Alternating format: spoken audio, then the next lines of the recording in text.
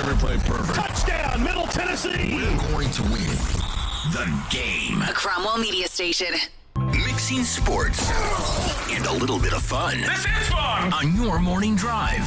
This is Robby and Rexrode. With Robby Stanley and Joe Rexrode. Presented by TJ Anderson Homes of Benchmark Realty. On Nashville's best sports talk, 102.5 and 106.3 The Game. And on the Game Nashville app. Ladies and gentlemen, it's showtime. And welcome into the Tuesday edition of Robby and Rexrode, 102.5, 106.3 The Game. Robby Stanley alongside Joe Rexrode, Michelle Knezovic here with you on this Tuesday morning. Hope everybody's doing well. Joe Rexrode fresh off the fresh fields and cow pastures of Manchester, Tennessee. He's made it back. He's alive. Joe, good morning. How are you? Yeah, think I'm still feeling it, actually. I'm doing okay. I mean, the pre-show meeting today was a little bit extensive. It was. Sometimes it can be exhausting. Like, do we have to seriously rehearse every word that we – I know this show's perfect. Well, I think we even but got into – rehearsing every word is a little bit much. We got into Summer Tomorrow show, too, Yeah. which I was like, Izzo, that's a little much. Let's go one day at a time. I know. When Izzo and Narduzzi get going, man. Oh, but we love them. Got here at 2:45.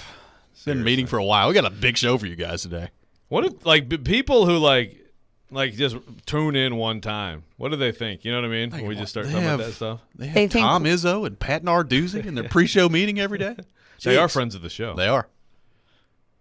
What were you going to say, Michelle? Oh, I was just gonna say they think that we just we work really hard, Well, we really, do. really hard. Yeah, let's not not we don't diminish need to- what's going on around we need here. to pull the curtain back here. Yeah, I mean this is a high volume establishment of work that gets put in over It's here. high level stuff, man. Absolutely. Yeah. How was Bonnaroo? Yeah, Bonnaroo was amazing. I'll save part of it for my rant Okay, today. good. You have a rant tomorrow, right? I do have a rant tomorrow. I look right. forward to that. But no, it was amazing. It really was. Like, it's another band where you're like, oh, geez, how have I never seen Foo Fighters before? What's wrong with you, man? But Caroline Rexrode, trooper, the whole way. 9 bands. I think we were there like 15 hours. Jeez. Yeah. So very proud of her. We had several people concerned about you yesterday. I mean, look, Adam and I were talking, and not that there was any reason we should have heard from you yesterday, but we did got around about 8:15. I was like, we've not heard from Rexrode. I guess we probably need to check and make sure he's okay. Well, I'll tell you what, I would have around that time I had to give a ride, or else I would have been absolutely comatose until with us on this show, it's like sleeping in now is like, ooh, 7. Yeah, Oh, 7. feels That good. sounds 6:30, baby. Yeah. Woo. Yeah, but I mean, like, I think I actually would have slept till like 10 or 11 if I didn't have to, give an emergency ride. Well, 2 legends in the same field the other day, Dave Grohl, Joe Rexrode. Hard to imagine anything greater in Manchester, Tennessee. I'm pretty sure he was looking at me. He was pointing at me that Right. one time. It's like you, right there. There are only 80,000 other people out there. No big Yeah. deal. Yeah. That's right. Glad you had a good time. Welcome back to the program here today. We got a lot to get to on the program today. Alex Doherty from Penalty Box Radio will drop by at 7 o'clock. We'll get into a conversation with him about the Predators. We are a week and 1 day away from the NHL draft here in Nashville, Tennessee. So looking forward to that. We'll get into that with Alex a little bit later. Mike Herndon from PaulKarski.com. Talk all things Tennessee Titans coming up at 8:30. We'll take your thoughts all show long, 615-737-1025. Joe, we begin in Omaha in the College World Series. Tennessee stays alive yesterday. They win 6-4 against Stanford, and it was hairy for Tennessee at first. They get down 4-0 after the first 3 innings of the game yesterday, and it looked like Chase Dolander just didn't have it. And we're going to get into the pitching change and Chase Burns coming up here in just a few minutes. But Tennessee battles back in the game. The lineup comes alive, and they win 6-4 yesterday to remain alive. And LSU loses to Wake Forest last night as well in a great game between those two. So it will be LSU and Tennessee again in an elimination game coming up. And we'll see. I mean, you would assume Drew Beam's going to be the guy for Tennessee. I think that's a pretty safe assumption, and we'll see what LSU does on the other side. But what a win, what a battle back yesterday for Tennessee. And like I said, we're going to get into it here in just a few minutes, but what a performance from Chase Burns yesterday as well. Yeah, 4-0. 4-0 Vols deficits in elimination games somehow are good for them. That's 2 weeks in a row that they've just zapped one of those. And you think about Tanner Hall and Quinn Matthews. I mean, you're talking about two of the best pitchers in college baseball. You expect to see pitchers like that this time of year. So it was pretty stunning because, again, I just looked like they were done. Like, well, there's another 0-2 trip to Omaha for the Vols, and, good job getting to Omaha. And they just started having some great at-bats. They had some really great professional at-bats in that inning. I mean, Dickey and Moore in particular, and then they go the other way. They take pitches, they go with the pitches, go to the opposite field, line shots, and they get everything going. And I mean, what an interesting team. Yeah, we're going to talk about Chase Burns, but I mean, right now the Vols are like, name a team that is really good and the best part of the team is a long reliever, but the thing is, he's the closer, he's a setup man, he could be a starter. I mean, he's an absolute stud. No, I mean, and the thing is, last year when he was a freshman, everybody was like, oh, he's going to be the number 1 pick in 24. He might be the number 1 pick in 24. He's that good. I could see him just being like their Friday starter, and just whatever happened to him this year, he's figured it out, and his stuff is absurd. I mean, Paul Skeens is really good for LSU, and I mean, those guys are talking. I don't know if I buy what some of the guys in Omaha are saying about he could just be like your third guy in your rotation, major league rotation right now or something like that. But I could see him going to the majors and giving you a decent outing right now. You can very rarely say that about guys at this level. So it's him, but I think the most talented pitcher I've seen otherwise in this tournament is Chase Burns right now. Now, let me ask, you brought up Skeens. Now, LSU's got more pitching than just him. He's the best one, obviously. Is there any chance that we see him at any point today? I can't imagine. I think that'd be pretty reckless. Yeah, I think that'd be pretty reckless, right? I mean, you're talking, let me do math. Sunday, Monday, 2-day rest after he threw. I mean, he threw 100 plus, pitches, right? didn't he? Yeah, no way. I just and their coach talking last night about. I mean, he basically said it's going to be a bullpen game. It's like they got a bunch of guys available. They're just going to go inning, couple innings, and hope they piece it together. I mean, it's such a better situation for Tennessee. Yep. And if Drew Beam gives the Vols what he gave them last time out, they got a good chance. LSU will go home with the Jello shot championship, but they might be done today. They got a hefty lead in the Jello shot championship up there. It's like 21,000. But it's like one guy, right? It's like the dude who started Raising Cane's or whatever. Like here, let me buy 1 million shots for all of I don't you. know if anybody even took the shots, but he's like, here's another few $1,000 for you. Well, okay. He's a cool guy because he owns Raising Cane's and did that, so I'm rooting for LSU. Yeah, I'm sure he's a nice guy, but it's a little if everybody had some booster who Get was the collectives out there, Tennessee. yeah. Get out there. Well, What's Peyton doing? I mean, Peyton's there. That's Just fair get him point. some. Maybe Peyton, wants people to drink responsibly. Well, maybe so. I thought a big performance from Ahuna yesterday. I mean, he's been the leadoff guy, and you talked about it last week. He probably strikes out a little bit too much for my liking as somebody who hits leadoff, but he starts the game, right off with a bang yesterday, 3 for 5 from the plate, and I think he ended up he didn't have an RBI. I mean, he's the leadoff guy, but 3 big hits yesterday from him. I thought that was big, and when you can start things off that way from your leadoff hitter, you need that. Yeah, no, he's really come on, and I think even early in the season, even defensively here and there, he'd make a mistake. He's smooth, high level at short, and now he's making contact and giving you some really good at-bats. I mean, even again, Cal Stark somehow is getting walked still. I don't know why, sub 200 hitter, throw strikes, but he gets on base somehow. I mean, it's really interesting that they're becoming this team that, look, they just got beat by a great, great player in the first game. But yesterday is another example of their resilience. They really do have an ability to hang in there and keep playing. And it's like LSU, if you're on the third day of the College World Series, usually you don't have to face something like Drew Beam. And this is Tennessee's. This is where they can hang in this field, is the fact that they have a Beam for today. And they have the rest of their bullpen is fine. So that's this is where if they get through today, then we talk about, okay, so now how about a couple bullpen games against Wake Forest?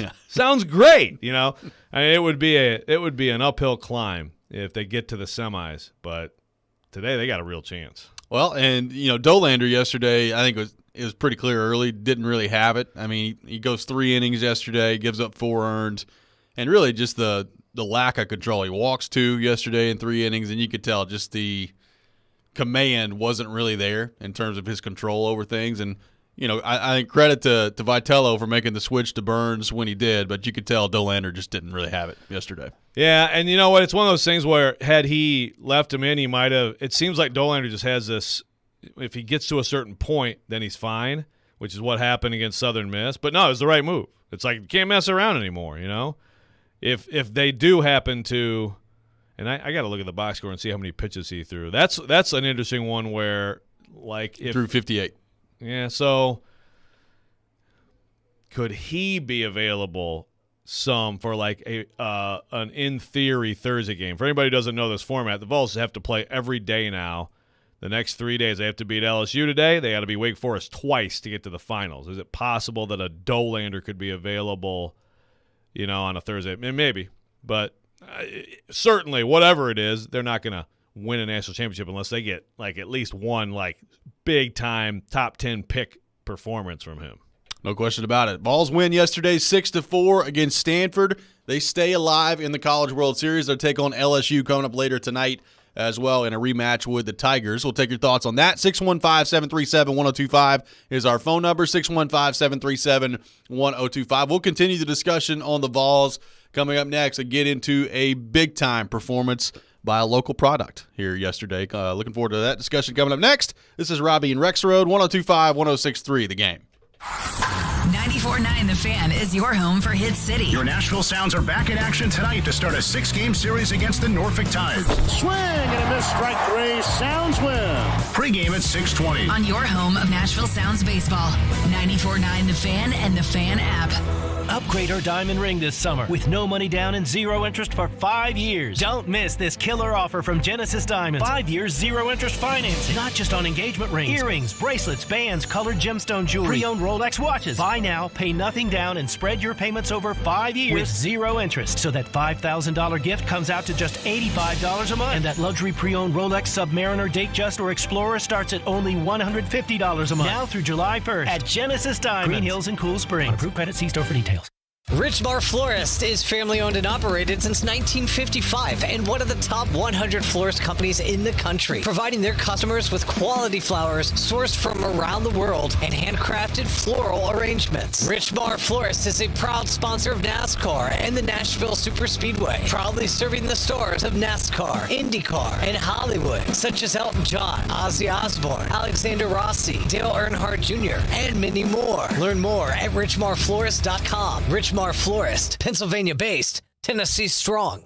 If you're hiring, it can feel like you're trying to find a needle in a haystack. You can hope the right person comes along, or you can just use ZipRecruiter. And now you can try it for free at ZipRecruiter.com/radio. In fact, ZipRecruiter has helped a lot of business owners find their needle in a haystack, like Marco, president of operations at Telly Tires and Auto Centers. Because Telly Tires has grown a lot in the last few years, Marco needed to hire everyone from a receptionist to a store manager to a head mechanic. ZipRecruiter helps me find all the right people, even the most difficult jobs to fill. ZipRecruiter helps me keep my business running. Take it from Marco and millions of other businesses who've used ZipRecruiter. ZipRecruiter can help you find the needle in the haystack.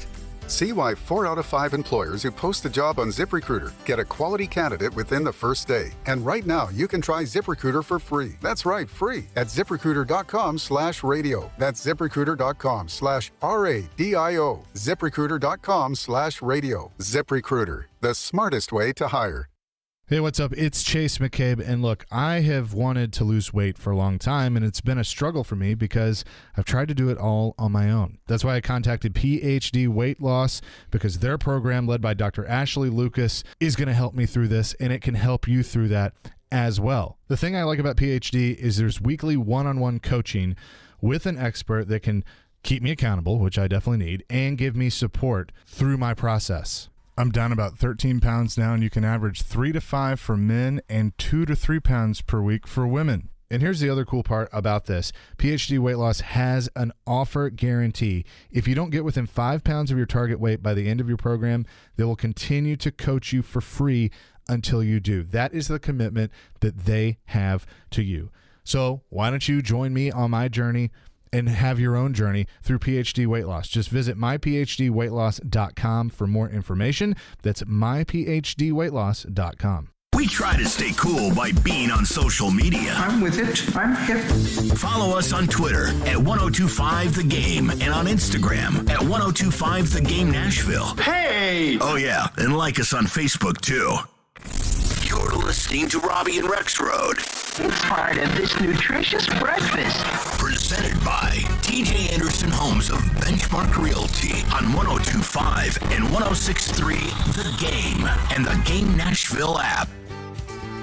Welcome back in, Robby and Rexrode, 1025, 1063 The Game. Robbie Stanley, Joe Rexrode, Michelle Knezovic here with you on this Tuesday morning. We are streaming live on Twitch, Twitter, YouTube, and Facebook. Our video streaming brought to you by Superbook, live from our 1025 The Game studio. Sponsored by Hiller Plumbing, Heating, Cooling, and Electrical. Discussing the Tennessee Vols and their win yesterday at the College World Series. They take down Stanford 6-4, and they will play LSU tonight in an elimination game as well. So another big matchup with the Tigers coming up later tonight. And, Joe, we alluded to it earlier. So Dolander, not his best stuff yesterday. He goes 3 innings. And Vitello immediately turns to Chase Burns out of the bullpen. And what a performance from Chase Burns yesterday as a Hendersonville High School graduate. It hurts me that he's from Beach. But he is.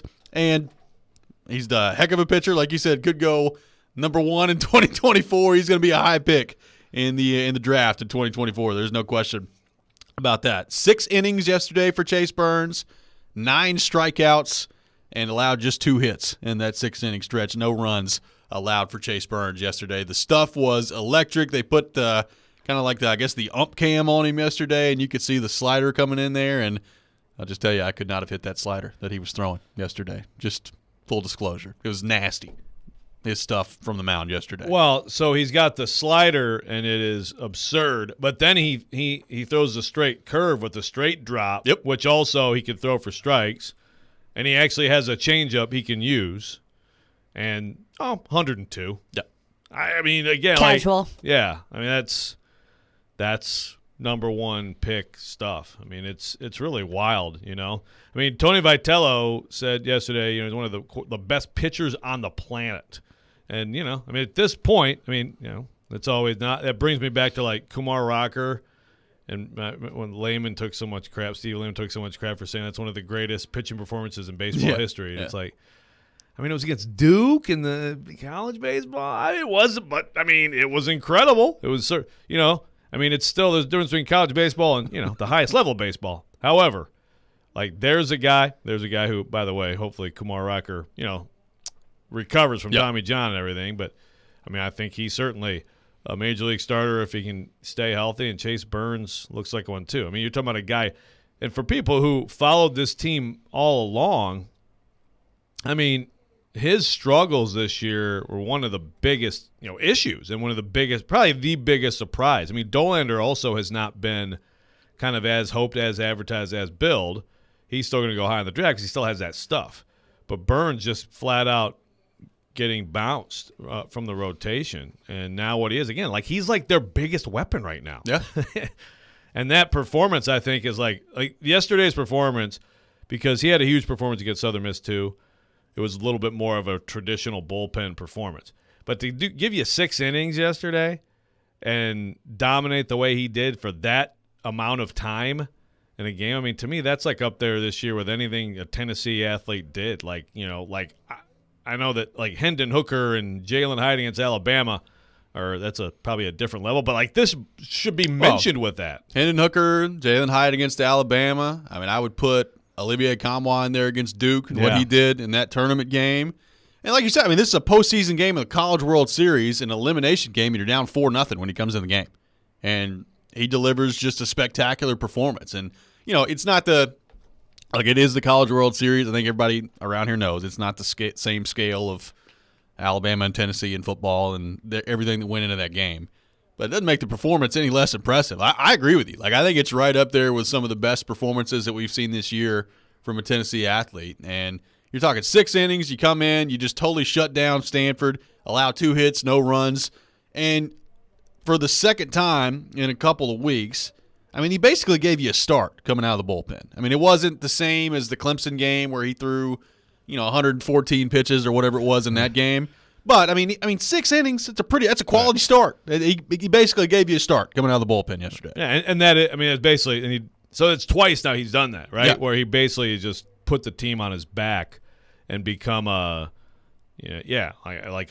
another starter who just comes in.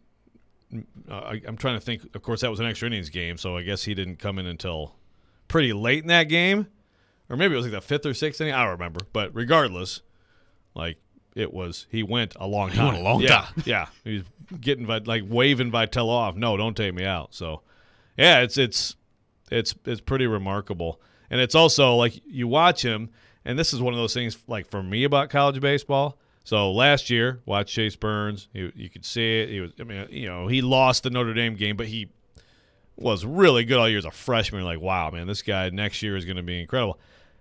For me personally, I just don't watch a ton of college baseball when there's still, especially basketball and NCAA tournament going on. So I didn't get to watch much of him this year to see what was going on. But it's hard to even conceive of the idea that he wouldn't be a dominant pitcher because it's just his stuff is absurd. That's the thing. I'm looking at his ERA and it's 4.25.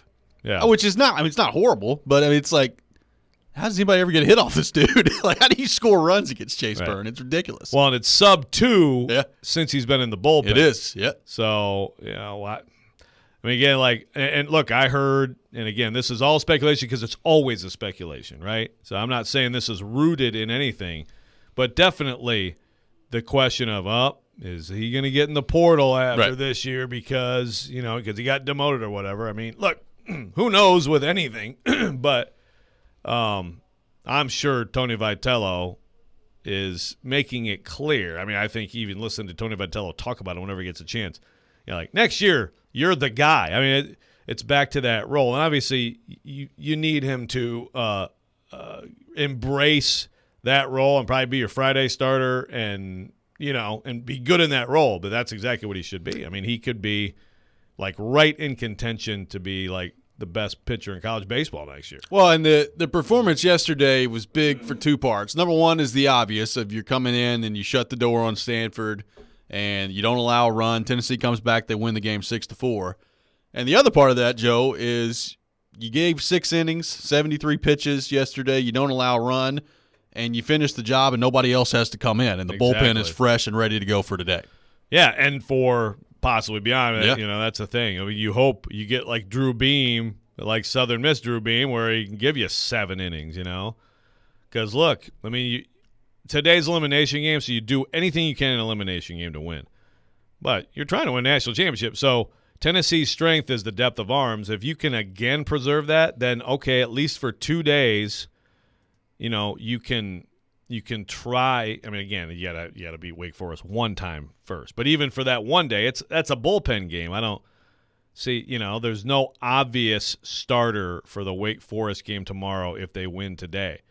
But what they have is they have A.J. Russell and they have Hollis Fanning and Aaron Combs and Seth Halverson and Camden Sewell and my guy Kirby Connell. On and on and on. They've got Kenny Powers, Xander Sechrist. Exactly. That's enough good pitchers that you could piece together a couple innings here, a couple innings there. But yeah, you need to preserve them today. But if you win today, to me, if the Vols get to the semifinals and bounce LSU, it's pretty good. It's awfully good. You want more after that, but that would be pretty satisfying, I would say, to beat the preseason number 1 and absolutely a national championship-worthy team. And LSU, Drew Beam still has to deal with that ridiculous lineup today. Let's not get it twisted. Those guys are all playing. Skeens isn't, but those guys are out there. Cruz is out there. Speaking of Skeens, got a texter that says, is Paul Skeens one of the best pitching prospects ever? This is from an unnamed texter on the text line. That's how people are talking. I got to say, when you can – he's the same thing. It's he can bring it triple digits, and the slider is ridiculous, so he's got that combo. And then, he was on the thing yesterday. That Wake Forest LSU game, by the way, last night was absolutely fantastic. What a great baseball game. And what a crazy comeback from Wake Forest. I thought they were toast, but he was on the interview at one point talking about how Tennessee. They were on his stuff. There was some bad luck for Tennessee early in that game. They were squaring up some of those fastballs. He had to go to the changeup a ton. But the thing is, the fact that he could do that and be fine, get it over for strikes, kind of go front to back or back to front with his pitching selection and still be great. Yeah, that kind of tells you, because that's what you have to do in the majors. Right. The most popular it's comp, hyperbole, but he's a big-time prospect. Most popular comp I've heard, he's the best pitching prospect since Strasburg, is what I've heard. That's so what are we talking about? Like, 06? I'm so bad with that. When was he there? But it's been a while. If I'm even close, then I'm so excited because honestly, I'm like, I could be a decade off on. So you're talking San Diego State. So 09 he was you're there. Close. Okay. Yeah, I'll take that. You got It in the was range. it was in the aughts. It was. All right. That's high praise. Best prospect since him. He's a major prospect. It's amazing that he's not a lock. I understand, and there are some. There's a trend of like if you can get a big time power hitter now, that's more valued than. Like, gosh, he's got some good stuff. I feel like Skeen's a pretty good candidate as a number 1 pick. Chris from Atlanta on the text line says, the best comparison I can think of with Chase Burns' performance yesterday is Madison Bumgarner in Game 7 of the 2014 World Series, where he threw 5 scoreless innings against the Royals on 2 days rest. I remember that one. Yeah. That's probably not quite the same, but I remember that one. Yeah. No, you just don't see stuff like this usually. When you think about a college baseball team, just having someone like that in the pen, but it's like who was it that was better when they didn't start in basketball? I'm trying to think. Isn't there a Vol this year that like when they came out of the starting lineup they were way better? Is it Kamwa? I think it was. Okay. Yeah. No longer a Vol. He's What's gone. that? He's no longer. He's gone. He's a Michigan man now. Yes. Is he going to Michigan? Yeah. Yeah. Missed that. It's a weird choice because they're going to be really bad still. Yeah. But they I don't know. They went there thinking they were going to be Grant Williams coming out, and it's like, well, some people just aren't Grant Williams. Yeah. 615-737-1025, our phone number. 615-737-1025. Coming up next, a victory lap for Joe Rexrode as it relates to the Tennessee Titans. We'll get into that. This is Robby and Rexrode, 102.5, 106.3, The Game. The Titans offseason program has come to an end.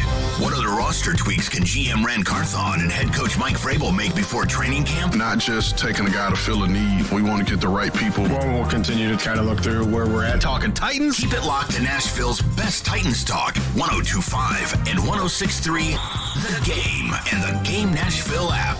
The choice is yours, Wednesdays at 8:45. Brought to you by Jarrett Companies. Now hiring experienced sprinkler experts. Go to jarrettfire.com. JARRETT fire.com. Jarrett Companies, a company above and beyond industry standards. 3 days of racing, 3 days of music, one huge weekend event. The Big Machine Music City Grand Prix is not just a race or a festival, it's an experience. Multiple music stations with Flo Rida, Vince Neil, Chris Jansen, Gavin DeGraw, and more. Fast cars going over 200 miles an hour. And a family fun zone with inflatables, Ferris wheels, kids games, and kid-friendly food trucks. Tickets and premium hospitality are on sale now. Go to MusicCityGP.com for tickets and get ready to experience Nashville's premier speed and sound event. This year, Boys and Girls Club of Middle Tennessee celebrates its 120th anniversary. Through time, BGCMT continues to evolve to enable all young people, especially those who need us most, to reach their full potential as productive, caring, and responsible leaders. Because of your continued support, BGCMT has remained strong and is committed to supporting our youth and solidifying our mission and culture in new exciting ways for 120 years. Visit bgcmt.org today.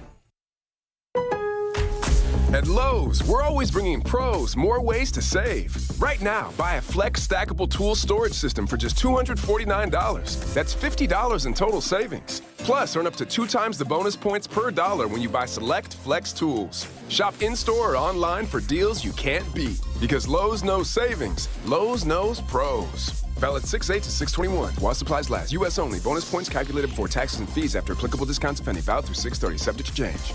Bona fatigue. Take some Titans. Play fake, Tannehill. Some Preds. Stop by Sarah. Even some hoops. Water shot is good. Put it in a blender. And what do you have? Chase and Michelle. Yeah, of course. See it if you're watching on the stream. The fastest 2 hours in sports radio. Weekday mornings at 9 on 102.5 and 106.3 The Game. And the Game Nashville app. Hey Nashville, this is David Poyle. You're listening to Nashville's best sports talk, 102.5 The Game. Welcome back in, Robby and Rexrode, 102.5, 106.3 The Game. Robbie Stanley, Joe Rexrode, Michelle Knedzevic here with you on this Tuesday morning. Robbie and Rexrode presented by TJ Anderson Homes of Benchmark Realty. Call TJ's team today to see why they're referred to so often. Taking your thoughts, 615-737-1025. Our phone number, 615-737-1025. I'm a big coffee guy now, Joe. What's up with that? I read a study from Johns Hopkins University. Johns.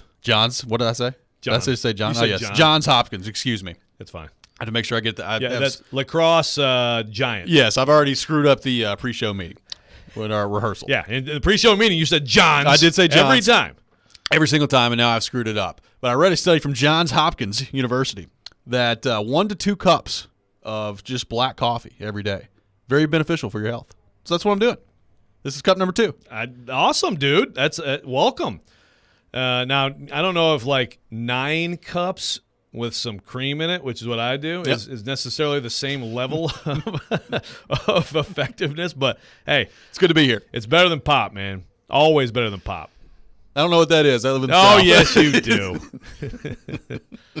615-737-1025. So, Joe, it's time for a victory lap for you. The DeAndre Hopkins fiasco continues to swirl about. He's visited with the Titans. He's visited with the Patriots to the point where Adam Vingan said on this program yesterday he's tired of talking about it. There are people that have texted in that are tired of talking about it. Quite frankly, I'm tired of talking about it until he makes a decision at some point. And this was the tweet from Mike Giardi yesterday. It said, quote, circled back on the DeAndre Hopkins sweepstakes. Source with knowledge of the situation hammered home, quote, there is no rush to make a decision, that there could be more out there in the coming weeks / start of training camp, citing possibly a team unhappy with their wide receiver room or more heading into camp. So we've talked about this before with DeAndre Hopkins and when a decision could be coming. And a point that you've made the entire time is this is probably going to take a while. Like this could be a process where he goes on a visit with the Titans, he goes on a visit with the Patriots, probably doesn't get the offer that he's looking for. And with minicamp being done now, and now we're basically in waiting mode until training camp comes around for the next 5 weeks, there's really not a rush for DeAndre Hopkins to make a decision. And with the noise around this at this point, and now that tweet from Giardi yesterday, it kind of feels like DeAndre Hopkins is not making a decision anytime soon. Yeah, it's just – the floor is yours. First of all, we know what he wanted. I mean, that's been reported.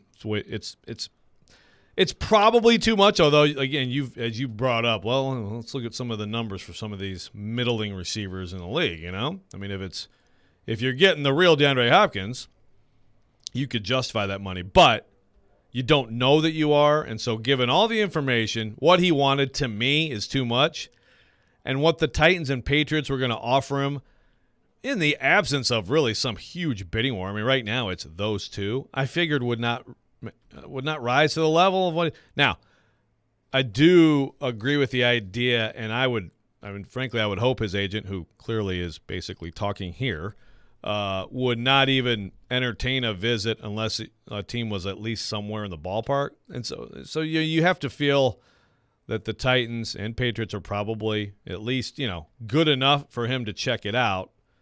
But here's the rest of the Giardi tweet. It says, quote, source added that Hopkins liked his meeting with the Patriots, but also had similar feelings about his trip to Nashville to sit with Vrabel and the Titans. They each offer something, quote, unique. So we're playing it right down the middle. To Hopkins, yeah. Both teams told Hopkins he still has, quote, elite capabilities. Now, of course, if they told him that, then I'd be like, okay, then why aren't you paying me what what I'm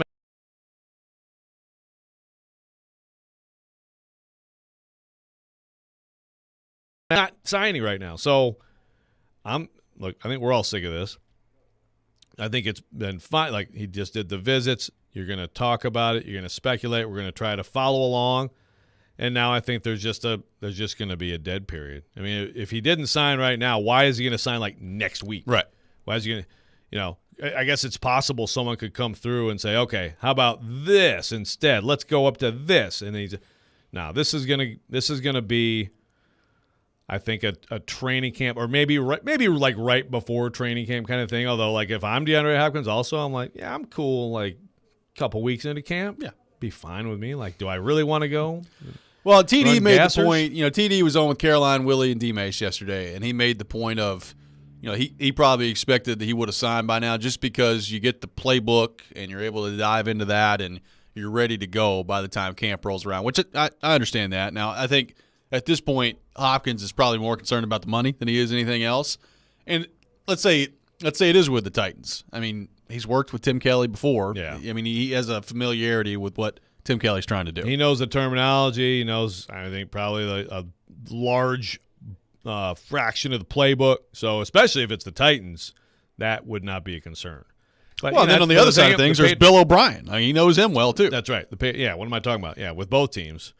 Yeah, that's one of those things that it'll be quick. He's a veteran. He's been in this league forever. Yes. I mean, missing training camp to me would be one of those high priority things. Whenever you can pull it off, definitely try to miss some training camp. So, well, we've heard about DeAndre Hopkins not necessarily enjoying practice all that much. I can't imagine for a veteran practice in August in Nashville when it's 98 degrees outside. Sounds like a ton of fun. Right. Like, if you don't enjoy practice, which I get, then you certainly must not enjoy training camp in this part of the country. So, from that, so, like, if you're a Titans fan, I mean, if you're the Titans, I mean, to me, like, you have to plan without him. You have to prepare to proceed without him. Yeah. And then the question to me also becomes, okay, but then how much are they kind of like, hey, it'd be great to have him? If it works out, it works out. If not, not. Or is it like, are there people in that building, important people in that building, who have talked themselves into, yeah, we need this guy. Like, this guy, we need to take a stab at this because it's a game changer if he is what we hope he is. Well, it makes so much sense to me. And again, I mean, ultimately, this is going to be up to DeAndre Hopkins and what he wants to do. But I've said this before. Like, if I'm the Titans, knowing that they're about to have a ton of salary cap room next year, we think, based on the way things are trending right now, like, I'm probably willing to spend a little bit more on DeAndre Hopkins than people would probably think. Just because, I mean, you've got Tannehill, you've got Henry. If they're going to play this year, and we'll get into the Henry thing a little bit later, because the more I think about it, the more I'm convinced maybe this isn't his last year with the Tennessee Titans, but we'll get into that a little bit later. But if you've got those two guys back this year, and you've got the defensive side of the ball that we've talked about, I mean, you obviously feel like you can be competitive. So if you feel that way, and Ryan Tannehill's your quarterback, and the transition to Will Levis is happening next year, like, why would you not try to maximize what you got? Like, the Titans have made it pretty clear, from my standpoint of their interest in Hopkins, that they're looking around at their receiver room. They said, we need some help. And I think everybody would know that. I mean, everybody acknowledges that they need help. So if that's the case, I mean, I'm not going crazy. I'm not giving him $20 million a year or anything like that, but I would be willing probably to creep closer to Odell Beckham range if I'm the Titans, just based on the freedom that they're about to have with their salary cap and the fact that they need him really badly, I think. Yeah. That's just me. Yeah, no, I mean, look, I hear you. I do. I mean, I think, again, if you told him you think he has elite capabilities, I mean, I guess I don't know any of his, like, DeAndre, we think you're mid. You're kind of mid, but we still think you're, like, okay, sort of. You're not Cheeks. Yeah, you're definitely above Cheeks. So, it's like, and again, if you read the Giardi tweet, I mean, it's like it's a source with knowledge of the situation. It's all from the DeAndre Hopkins perspective, so it's not that hard to read where this is coming from. Right. So, like, if it's someone representing DeAndre Hopkins, even if teams didn't say he had elite capabilities, he might say the team said he had elite capabilities. But Titans are, like you said, they're serious enough to have done what they've done. So, and that's what's interesting about this too. It's not like this active bidding war, but do you feel like, okay, what if we did just go up a couple million, in mid-July or shortly before camp? Would that be enough? I mean, again, read the whole thing. It's the same thing we talked about from the front, which is why I will take a victory lap. Thank you. It's like I think ultimately he's going to decide, you know what? A team out there might be desperate at some point. Chances are a team's going to be desperate. Diggs and the Bills go sideways, and who knows? Or someone's going to get hurt, and then it's going to be worthwhile. And again, if you're looking at the Titans and Patriots, I mean, we all think around here, especially here on WHMR, the Titans are going to be a pretty good team this year, not a crap team like the rest of the NFL thinks. But still, if you're him getting serious enough about the Titans and Patriots, like you are consorting with teams that hope to get into the playoffs. Yeah. So you're not restricting yourself to ring chasing. So what if like a bad team all of a sudden is like why would a bad team throw a bunch of money at him for 1 year? I have no idea. But maybe it's a team that thinks like that's their ticket to the playoffs now. Well, and that's the thing. Like, how much is the picture? Like, I hear the waiting to training camp part of it. Like, how much is the picture going to change from now until training camp? I mean, barring an injury, which you hope not to see, it's probably not going to change that much. Like, the money situation is going to be roughly the same. Unless somebody gets hurt. Or right before camp decides, okay, let's try now because we want them for camp. So, okay, DeAndre, what about this? How about this? Come in for all of camp. We need you for camp. We need you to work with the young receivers. We need this offense to be a finely tuned machine. What do you think?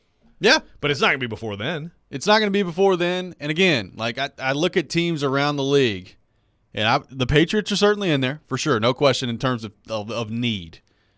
It's hard to get much more of a need than I think the Titans have for DeAndre Hopkins. 615-737-1025 is our phone number. 615-737-1025. We'll take your thoughts on DeAndre Hopkins, on the Titans wide receiving core. Everything Titans on the table at 615-737-1025. That's next. This is Robby and Rexrode, 102.5, 106.3 The Game. Nashville Superspeedway, Chase Elliott wins. The NASCAR Cup Series is ready to invade the Music City June 23rd through 25th. We have you covered for the Allied 400 with driver interviews, reports, and all 3 days of racing. It's presented by Richmar Florist, family owned since 1955. Learn more at richmarflorist.com. We are your racing station, 102.5 and 106.3 The Game and the Game Nashville app. Over the years, more men have started to seek help for hormonal deficiencies and imbalances. And Dr. Jeffrey Lodge and wife Daphne, along with their experienced staff, give men the treatment required to improve your quality of life, improve your immune system, energy level, cognitive function, and more. There's no better time to achieve a healthy lifestyle. What are you waiting for? Give Cool Springs MD a call today for an appointment at 615-486-3458 or visit our website at coolspringsmd.com.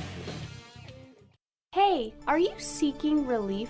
Maybe you just want to enhance your day or night. Did you know there are legal THC products available right here in Tennessee? Yeah, really. You can have legal THC products shipped directly to the comfort of your home. Yes, comfort in cannabis is only a website away. Visit greentreescompany.com. That's Green Trees with a Z, and change your life today.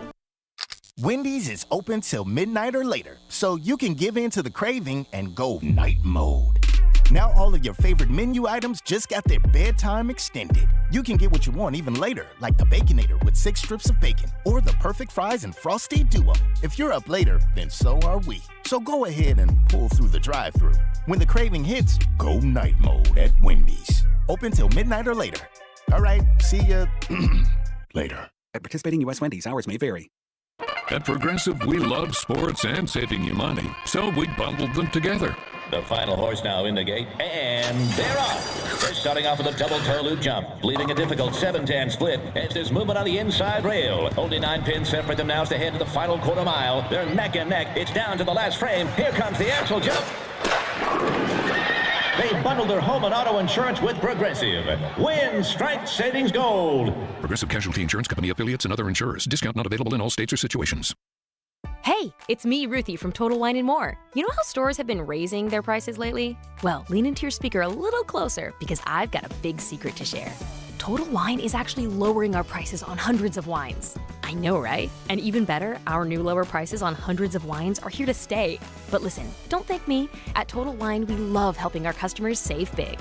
With the lowest prices for over 30 years, you'll always find what you love and love what you find. Only at Total Wine & More. Drink responsibly. Be 21. This is your JB Weld Strength Coach here to give you the muscle to tackle auto repairs. If you've got a banged up bumper or muffler that's violating noise ordinances, reach for JB Weld. For bonding or sealing, our epoxies, wraps, and putties work on plastic, metal, and hot surfaces with the power to get your ride back to the way it was. So take repairs into your own hands and be your strongest self. Learn more at jbweld.com. JB Weld, world's strongest bond. You're listening to Robby and Rexrode, presented by TJ Anderson Homes of Benchmark Realty on 102.5 and 106.3 The Game and the Game Nashville app.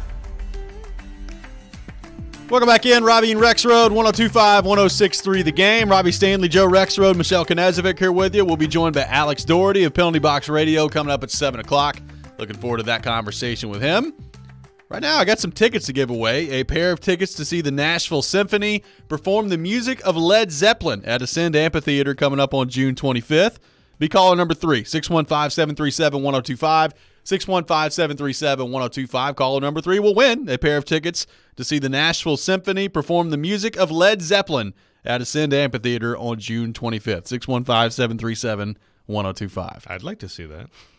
Well, I'm intrigued. Joe, you can't have all the tickets. I know, but like I'm trying to think of like the symphony playing Kashmir. Dun dun dun dun dun dun dun. I mean, that's already like symphonic. Sorry, I can't stop. Cam on the text line says it doesn't make sense for the Titans to back off their pursuit of Hopkins. We've all come to the conclusion that they'll never be top 8 pick bad under Vrabel. So you have to continue to try things to win. And if we want to win the South this year, you have to sign D-Hop. It's that simple. This is from Cam on the text line. So Cam's saying just go back to him, give him whatever he wants right now and end this? I mean, he's at least saying don't back off their pursuit, which I don't think the Titans are going to back off their pursuit. No. Now, will they strengthen their pursuit? What was their offer to begin with? I have no idea. But I don't necessarily anticipate the Titans saying, all right, no thanks, man. You're not making a decision. We're done. No. Oh, I think the Titans and the Pats, I think their offers are on the table. And, this is where it really gets interesting for me. It's like, a big thing with, information in the NFL is obviously teams, especially some reporters get a lot of information. A lot of times the trade-off is information. I'd love to know if both sides at this point have a pretty good idea of what the other side is offering. I mean, a lot of times that does, especially when you get into like an active bidding war. You kind of have a feel for that, but I think they both have, regardless, they have offers on the table, and it's, again, you could change your offer and go up. But another thing with Hopkins is, I mean, what if he's, he visited these two teams, but what if he wants the whole thing? He's like, okay, now I need that money from someone who I actually think I can win a ring with. Right. I mean, that is possible. Like, it is possible. I mean, we know that basically Buffalo totally lowballed him, and so I don't think he's going to sign, all of a sudden go back and say, okay, I'll sign with the Bills for $5 million. That's not going to happen. But he still may be holding out hope that the absolute all the boxes get checked with a situation that materializes from here. So he's just going to hold off. Well, I mean, Jeremy Fowler's on ESPN right now talking about DeAndre Hopkins and, the feeling that he might wait until July to make a decision. Apparently, Dalvin Cook said yesterday on the Adam Schefter podcast that his dream is to team up with DeAndre Hopkins. So who knows? See, that would probably not work with the Titans. Yeah, it's a very NBA thing, It's like get a couple superstars together. Dalvin Cook is going to – I mean, if Dalvin Cook's healthy, he's going to make someone better. Like right now, a team that doesn't have a great running back, like that's a big signing. But, I still don't know what Hopkins is for sure. That's the thing. I mean, if they were together, that could be really good. Well, and I mean, no team is – I shouldn't say no team. Most teams are not looking at it and say, let's do the package deal of Dalvin Cook and DeAndre Hopkins. Yeah, it's just not – doesn't quite work that way. I'm sure. But I'm glad it's his dream. That's good. I'm trying to think. What about like God, what if you did throw Hopkins with the Dolphins with what they already have? And he was really good, and they got Cook. Tyreek Hill, Dalvin Cook, Jalen Waddle, DeAndre Hopkins. Be pretty good. You can afford that, right? They can fit that under the cap, right? Trying to think of where Dalvin Cook could even land beyond that. That's worth discussing. I mean, I guess Buffalo's always a factor. You go play the Bills? Sure. Well, what's he going to get? He's not going to get that much money. No, it's sad, but someone's going to get still, I think, a really good player, like a difference-making player when he's healthy for a bargain. I mean, it's just sad for the running back position. Good for that team. Someone's going to really benefit from this. Well, that's the thing. DeAndre Hopkins, we keep talking about, what money is he going to be worth? My guess is he's going to end up making way more than Dalvin Cook does wherever he goes. And Dalvin Cook, wherever he goes, might be more impactful than DeAndre Hopkins. Yeah, maybe. And maybe not. Well, and Dalvin Cook I'm more certain that he's still a very good version of himself. He's younger. Now, he has had some injuries, too. Yes. So, keep that in mind. But, no, for sure. No, DeAndre Hopkins will absolutely make more. I mean, Titans go out and get a veteran kicker. He'll make more than Dalvin Cook, too. I mean, backup linebacker. I mean, it's sad. I feel bad for the running back. Yes, I do, too. We'll get into that a little bit later. Become a linebacker. Become a linebacker or edge rusher or whatever. Receiver. Quarterback. Yeah, all those things make a lot of money in the NFL. But no, I mean, to Cam's point, the Titans are not going to back off their pursuit. And, as far as they'll never be top 8 pick bad under Vrabel, I mean, I don't think they're certainly, I shouldn't say certainly. This year, everybody thinks they will be. There are a lot of people that seriously think they will be. I look at this team, and we were talking about this yesterday with Adam. If the conditions around Tannehill have improved, how good do we think he can still be? I still think he can be pretty good. I know he's about to turn 35 next month. I still think he can be pretty good.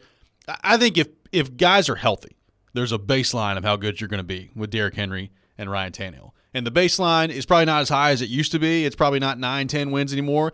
But it is probably 6, 7, 8, somewhere in that neighborhood. And when you're that good, you're not going to be top 8 pick bad. You're just not. No, I mean, look, everything that's not everything, because you've made some picks that are for the future, but for the most part, the way things have all worked out, at this point, it is your responsibility to do everything you can to be as good as possible this year. You can win the AFC South. You have to try.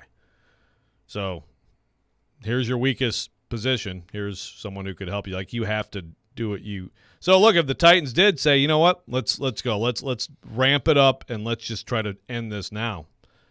Good for them if they do. I just have a feeling this is going to be a month from now. We're still going to be wondering about DeAndre Hopkins. Well, it's just, and I know we always somehow end up back here in this discussion, but it's just amazing to me just the glaring size hole that they have in their roster right now at wide receiver. And thinking to yourself, well, I mean, you had it in A.J. Brown. And, how much differently does last year go? How much differently are we feeling about this group right now if they just paid A.J. Brown? I don't know the answer. Obviously they had a ton of injuries last year. I don't know what that would have looked like. A.J., he stayed completely healthy last year in Philadelphia. I don't know if he would have done that here with the Titans. Who knows? But just how much differently will we feel about the window, the conversation, the quarterback, all these different things if that one move didn't get made. And now here they are 2 years later, or I guess one offseason later, and you're looking around and trying to turn over every rock to replace it. Right. And you may, I think, I would probably say likely would still have the same GM. Now, some people would be like, well, that'd be bad. So look at the bright side. You had a GM change, but that's also because whoever leaves immediately becomes the biggest loser ever because you want them to be. Well, Cam, back on the text line, and I've heard this too from some other Titans fans, says, personally, I hope we are that bad because I want Marvin Harrison Jr. Yeah. A lot of people are already looking ahead to that. A lot of people do. And Brock Bowers. You're going to have to be real bad, though, to get him. Good luck with that. I just don't. The number one pick, if Caleb Williams, you would assume the number one pick will be a team that needs quarterback, so that's him and maybe Drake May. But I bet you Marvin Harrison Jr. doesn't go any lower than third. I bet he is the first non-quarterback selected. For sure. And usually that's not a wide receiver. Usually it's an edge rusher or something like that. But and who knows? Somebody may come out of nowhere.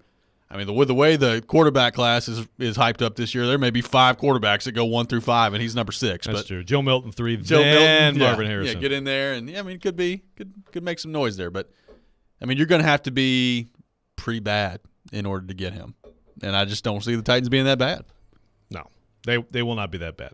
The only way that they're that bad is if they have a third straight year of absurd injuries, and we're talking injuries to like key people. So are we saying now that the Titans are now in wide receiver purgatory once again? They just have no chance to get Marvin Harrison Jr., and what do you do after that? I said this last week, and you hope Traylon Burks becomes a great player. Well, there's that. You need that.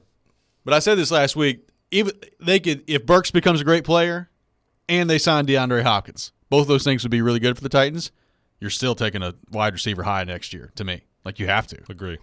Like, there's not a scenario when I look at that draft next year, especially because I think at the moment they've got 5 picks, you're going to have to take a wide receiver pretty high. 615-737-1025, our phone number, 615-737-1025. We are a week and a day away from the NHL draft taking place here in Nashville, and lots of interesting buzz around the Predators right now heading into the draft. We'll get into that with Alex Doherty of Penalty Box Radio coming up next. This is Robby and Rexrode, 102.5, 106.3, The Game. Stuck at work without a radio? Wait a minute. Disastrous. I hate that. It's got to be there. That's okay. Download the Game Nashville app or go to thegamenashville.com and listen live. We are Nashville's best sports talk, 102.5 and 106.3, The Game. ElectronicExpress.com. We make it happen. The FedEx St. Jude Championship returns to TPC Southwind, August 9th through the 13th. Don't miss your chance to witness the top 70 players from the PGA Tour season battle it out in the first event of the FedEx Cup playoffs. Only 50 players will make it through Memphis. Don't miss your chance to watch the drama unfold. Daily grounds and upgraded ticket options are on sale now at FedExChampionship.com. Because we work so hard for our customers, people are driving for hours to shop at Genesis Diamonds right now, taking advantage of the lowest interest rate on the planet. 0 interest for 5 years with nothing down. How about a $6,000 GIA certified diamond for just $100 a month? Pear shapes, rounds, even oval diamonds are all included. You can even finance the sales tax. All designer jewelry and all lab-grown diamonds included. Don't miss this amazing opportunity. 5 years, 0 interest financing, exclusively at Genesis Diamonds, Green Hills and Cool Springs. Approved credit, see store for details. Joe Rexrode here to tell you about PhD weight loss, because 6 weeks, I'm down 20. I feel great. I'm loving the food items. And by the way, they provide 85% of the food at no extra cost. No pills, no gimmicks, no other suppressants. It feels good and it feels sustainable. And that is obviously a huge thing for people who want to lose weight and keep it off. You know, one thing about PhD, it's a plateau busting program. You know what I'm talking about. You get to that plateau, you kind of stall out, you want to quit. Look, this with accountability, support, education, one-on-one weekly coaching, you're learning what's happening with your nutritionist, getting rid of the visceral fat in your body, and this really helps you keep going. It is simple and easy. Again, like I said, the weekly discussions with your coach, you don't have cravings, you don't have any crap you're putting in your body, and there's a guarantee. If you don't get within 5 pounds of your target weight at the end of the program, PhD will continue to coach you for free until you do. Join me. Check it out. Visit myphdweightloss.com. Tuning into the baseball game, monitoring the incoming storm, catching your favorite talk show. These are just a few of the reasons more than 80 million Americans depend on AM radio each month. And did you know AM radio is the backbone of the emergency alert system, keeping us safe in dangerous times? It's reliable, free, and public safety depends on it. Text AM to 52886 and tell Congress we need AM radio in cars. This message furnished by the National Association of Broadcasters. Your Game Center update. I'm Michelle Knezovic. The Tennessee Volunteers eliminate Stanford in the College Baseball World Series yesterday, 6-4. They'll now move on to play LSU again after LSU's loss to Wake Forest. And we're still on DeAndre Hopkins' watch here in Tennessee. Here is Mike Lombardi on Hopkins. Here's an interesting thing about Tennessee. Tennessee has not done anything with Ryan Tannehill's contract. He has a huge paragraph 5, I think $25 million. If you were looking to create cap room, that would be the first guy you go to. What's paragraph 5? What's that mean? That's your base salary, okay? So what often happens is when you want to lower a guy's cap number, you see he has $10 million or $15 million that he's going to earn during the season. You guarantee that, and you divide that out, and that lowers the player's cap number. That's when players get their contract guaranteed, is because their paragraph 5 can lower it to allow more cap room. Tennessee has not done that with Tannehill, which tells us that they're probably going to look for a quarterback next year, whether it's Will Levis or someone else. Nashville SC is back in action. Tomorrow they'll play Montreal, followed by Columbus later this week.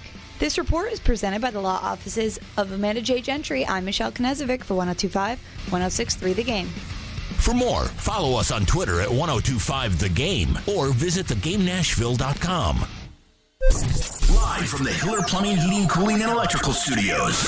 WPRT FM Pegram, WPUC HD2 Laverne. Chase Elliott scores the win in the Ally 400 at the Nashville Super Speedway.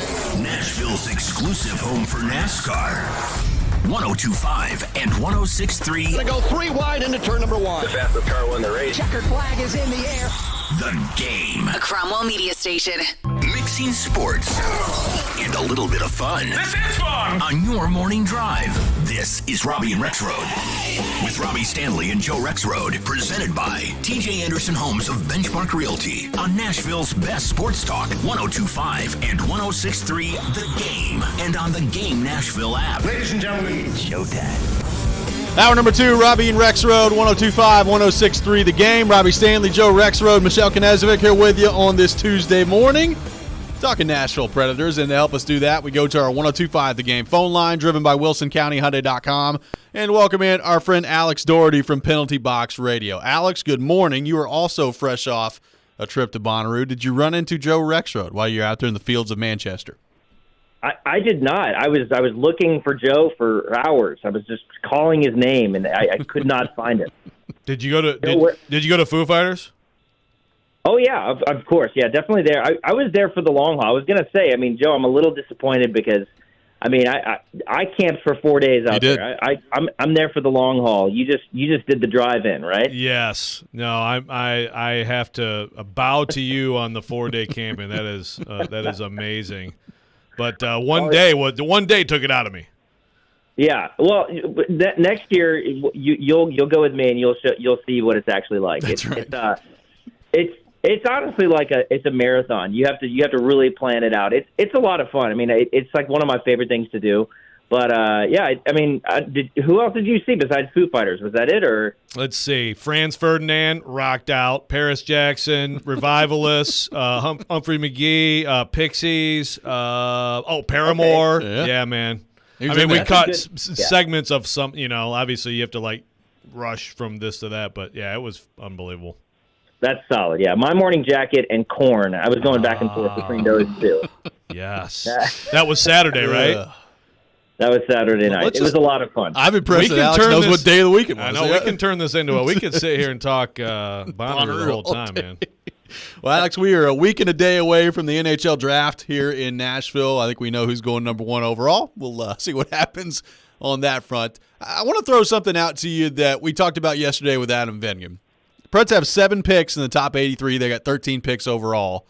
How aggressive do you think Barry Trotz could be in terms of using some of those picks to move up in the first round of the draft? Well, okay, so I actually did a lot of diving into draft. I listened to y'all's conversation about that, and it kind of sent me down a rabbit hole about how the Predators should approach this draft, and also how have they approached previous drafts? Because I think that there's this perception that Nashville has been a pretty good drafting team, and when I looked at how they've handled their draft over the last 25 years, they've not only been very good at it, they've been one of the best at drafting. And so I don't think they need to change too much of their draft strategy. The 13 picks is big because, I think about the draft more these days in terms of it being a shotgun approach rather than a rifle approach. You need a lot of coverage, right? You need a lot of options. You need a lot of draft picks because, let's face it, the majority of those draft picks are going to go nowhere. You're going to draft 13 players, and you're going to do well if 2 of them hit, right? And by hit, I mean play 100 games, get 100 points. Not just make a debut and then go back down, but actually be contributing members of the team. I mean, you'll do well if 3 of those guys. If you have 3 of these guys within the 13 draft picks make it in the NHL, that's great. That's solid work compared to, compare that to the NFL draft, which I'm sure that's a bad draft. But I think that it's just, you have to really think about what they're doing here. So the idea of them packaging packaging picks in order to get higher and get one more guy. Yeah, there's a chance that, like, if you package and jump into the top 10 and get a guy, that guy's going to be a better contributor, but you've also kind of limited your chances there. You've put all of your picks into one guy as opposed to maybe 4 different guys. So I kind of think that they don't need to change too much. They've been one of the better drafting teams over the last 25 years. Now, I mean, obviously they don't have any cups to show for it, but you got to do more than just draft well in order to win Stanley Cups. I don't think they need to change too much. They've had a really good track record of getting guys into the league that actually are contributing every day. And so, I think they need to draft all these guys. I don't think they need to jump around too much. That's interesting. So, because sometimes, obviously there's like tiers of players, and it's like, okay, there's 4 guys. I know with this draft there are certainly a couple more after Bedard that people are really high on, but there's a little variance of opinion on that. So you don't think there's anyone else after him where it's like, okay, if you could get that guy, that might be worth a few picks? I really don't. I think there's too much unknown with these guys, with these 17, 18-year-olds that are getting drafted. I mean, there's a lot of guys. So at Penalty Box Radio, we've got a guy, Eric, who covers the draft for us. I think he does a fantastic job. I would argue he's the best at what he does. There's a lot of guys at the 15 spot who are, as Barry Trotz talked about, kind of high swing guys, really high ceiling, taking a swing on a guy. I think you'd be better just trying your hand at one of those. Oliver Moore is one. Matthew Wood is one.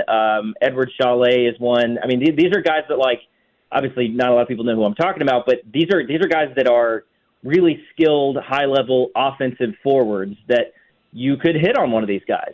But if you were to package, let's say, the 15th spot and then the 24th spot to jump up to, I don't know, number 8, you're just going to get another one of those high-ceiling guys. So why not just take your chances at a couple of them as opposed to just one? I don't see anyone in the top 10 outside of the top 3 that are guys you just absolutely got to go land. And certainly not trade UC Saros or any of your quality players to go get right now. I mean, I don't see that. Just stay at 15. Pick a guy that you think is could have a really high career down the road, and see what happens. Alex Doherty with us here on Robby and Rexrode. So, Alex, the future of Alex DeBrincat is a little bit up in the air right now with the Ottawa Senators. They've got their ownership situation that has just been resolved, but it doesn't look like DeBrincat is going to re-sign in Ottawa. So, if you're Barry Trotz and the Predators, how attractive would a DeBrincat be? How much would you consider maybe making a move to bring him in? I just really don't see the future with Alex DeBrincat in Nashville. I can't see it. I think it's kind of too outside of what they need. I mean, like, I know they need offense, but they really need help in the middle, and they need. I mean, he's an excellent player. I think he had a down year last year only because of his shooting and not anything to do with his ability on the ice. I think DeBrincat would be the kind of guy that would really maybe elevate the team, but I don't think it's the kind of guy that's going to elevate the team for a number of years beyond, the next 3 or 4. I mean, he's 25. He'll be so, like, what are you going to do in 5 years when he's 30 and Philip Forsberg's however old he is and all these other guys are gone? Now all of a sudden he's your only top offense guy, and now you've sacrificed the future to get just that one guy. I think you need to just get as many young offensive players as possible, like they've got right now with Evangelista and Joakim Kimmel, and add to it, and then see if you can manufacture an Alex DeBrincat out of what you've got already in house, and not try to go buy one for a crazy high price. I mean, what's he going to be? $9 million? I mean, it'd be right around there. yeah, I don't think you need to go get that. Alex, I want to go back on your draft research, and as you looked back at this with the Preds, because obviously the knock has been, the Preds incredible, at finding goalies, defensemen, have not developed, certainly haven't developed the forward, right? The top shelf forward. But would you still, just overall, just the drafting of forwards, would you say that's also been good relative to the rest of the league?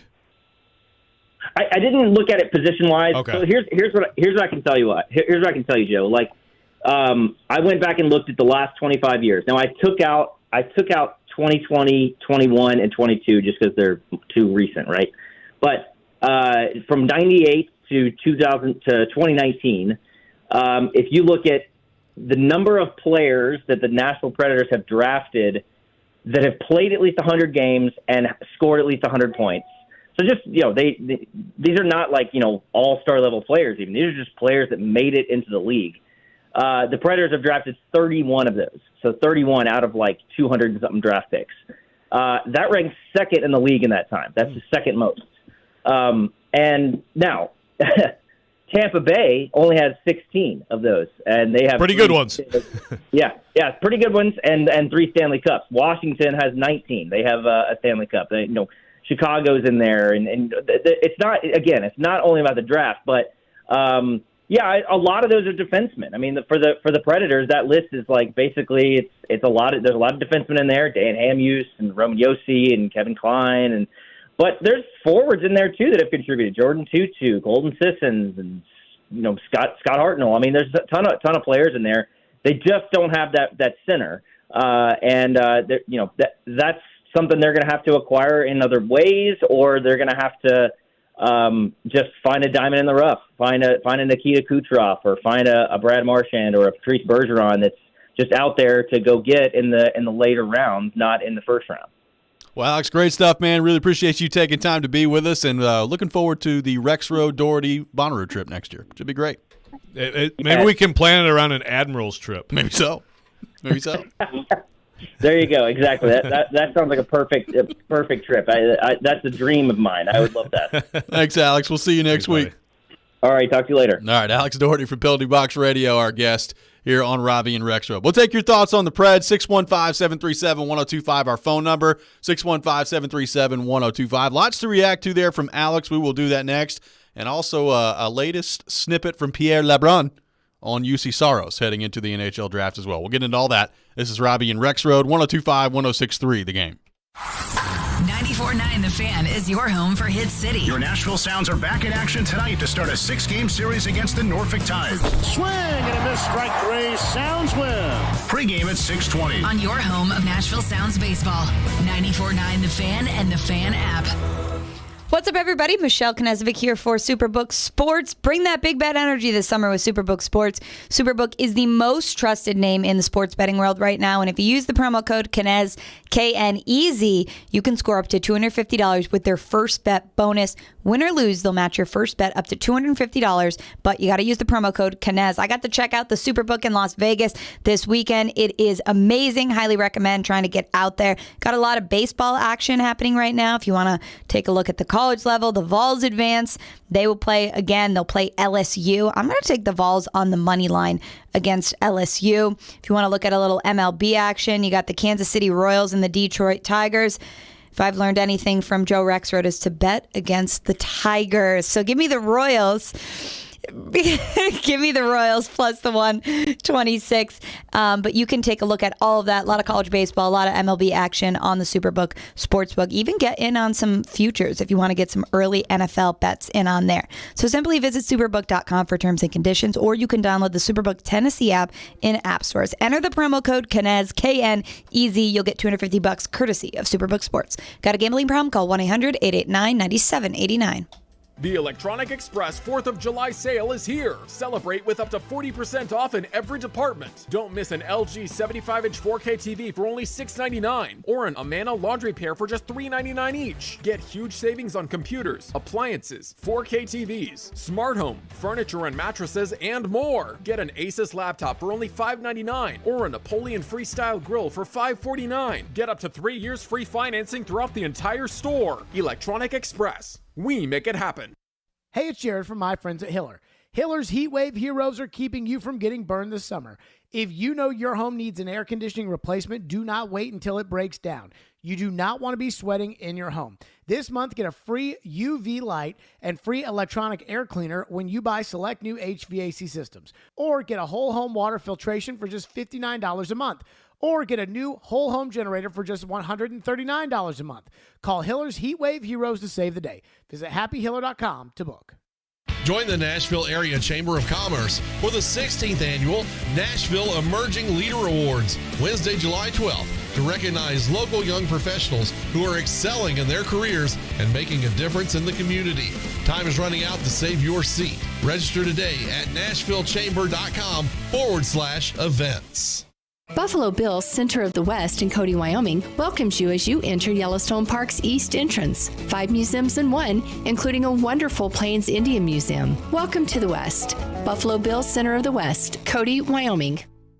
The Big Machine Music City Grand Prix is back in Nashville August 4th through 6th and is a must-see experience that has something for everyone to enjoy. 102.5 The Game and 94.9 The Fan has all your coverage leading to the race, including driver interviews with Chase McCabe, ticket giveaways, and much more. Want to weigh in on the conversation? It's a brain booster. Slide into our DMs. Or just text or call at 615-737-1025. Our phone line is driven by WilsonCountyHyundai.com. Good morning. You're locked into Robby and Rexrode, presented by TJ Anderson Homes of Benchmark Realty. I have the radio on. I'm listening to 102.5 and 106.3 The Game and the Game Nashville app.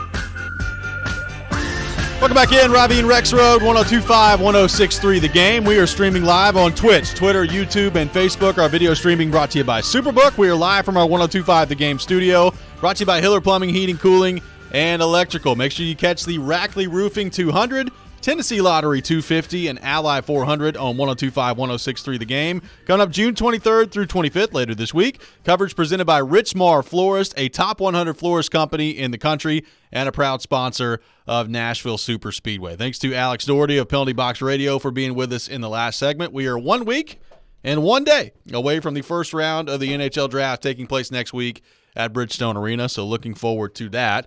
And a big storyline heading into the NHL draft is what will the Predators do, not only with the 13 picks that they have at their disposal, but could there be any movement with a goaltender, be that Yaroslav Askarov, who's hired a new agent, by the way, and be that UC Saros heading into the draft with 2 years left on his deal. Now, we know for a fact that there's interest in UC Saros around the league, which there should be. LA inquired about him earlier at the trade deadline. I'm sure that at some point, if it hasn't happened already, at some point this next week, there will be teams calling Barry Trotz and just asking about UC Saros. So I'm sure that will happen. Pierre LeBrun from The Athletic, friend of the show here on the program, put this out there, and he was discussing Connor Hellebuck and his next deal that's coming up and exactly where that money is going to land yesterday on The Athletic. But he did bring up UC Saros heading into the draft, said, quote, I would also point out for all the rumored trade talk of UC Saros, and I mean he would be an unreal acquisition for any team, my sense is Predators general manager Barry Trotz would need to be overwhelmed by an offer to truly move him. Doesn't mean it can't happen. Trotz has to listen given where the Predators are in retooling their roster, but he's not out there shopping him, and I suspect it's more likely that he stays put. That's what Pierre LeBrun had to say yesterday on the status of UC Saros heading into the draft, which I don't think is a huge surprise. Not a huge surprise. I still think that you can make the case that the return this year for him is better than it might be in a year. So I get the idea of better be blown away. That's exactly, if I'm Barry Trotz, that's what I want the rest of the NHL to believe and think and have in their mind. Like, blow me away. Yep. You know? But also, is this summer the highest possible value for him? Can you count on him being as great next year? I mean, look, I expect him to be great next year, but you don't know what the year's going to look like. And, you take another year off that term of that fantastic bargain of a contract he has. So I'd want to be blown away too, and I'd be telling people I want to be blown away. And then I'd also be thinking deep down, is this as good as it's going to get? If a good, or even like a pretty good, really good, whatever offer, not blown away offer, but a good offer comes in, is this the best I'll ever get for him? Because I just think that you absolutely have to move one of them at some point. It's hard. It would be hard to convince me that the value for Saros this summer is not going to be the all-time high. And like you said, I have no doubt that if he stays healthy next year, he's going to play well. I mean, we've seen enough from Saros at this point to know that he's good. I mean, he's going to play well. He's going to finish in the top 5 probably somewhere in the Vezina Trophy voting. I mean, he's done it 3 years in a row. I would imagine next week when we find out the voting, we know he's not in the top 3. My guess is he's probably 4. He's either 4 or 5 would be my guess. So that would be 3 years in a row. And Adam said this yesterday. I think 1 year he was 6th, 1 year he was 3rd, and he's probably going to be 4th or 5th this year. So that's 3 years in a row of sustained, right around top 5 in the Vezina Trophy voting. He's going to be that again next year if he stays healthy. The point you bring up, though, is the contract. I mean, the contract is why his value is what it is right now. Now, so if I'm Barry Trotz, I mean, yeah, blow me away with an offer, and I'll listen on anything. Like, Barry Trotz is going to listen. I think we know that about him, and that doesn't mean he's going to do anything and pull the trigger, but he's going to listen to the offers that they have out there. So I'm interested. Like, are there a team or teams that view UC Saros right now as their missing piece? Like, is LA, do they want him badly enough where they're willing to, borderline overpay for him? Like, is there somebody out there that views him as that guy? Or is the value at a place right now where Barry Trotz just looks around and says, it's not enough. It's not enough for me to get rid of my franchise guy right now. I don't know what the answer to that is, but I can pretty much guarantee you that Barry Trotz will get some calls on UC Saros next week. Right. And so if you decide it's not enough, that's fine. And look, no idea, whatever hypothetical return you want to bring up. I do subscribe to the idea of I want proven NHL players for him. Agreed. But then you move forward and, at some point it's like, okay, so are you then, is you're going to go, he's going to have a Pekka Rinne-like run here, long career, well into his 30s, big contract, that's your guy?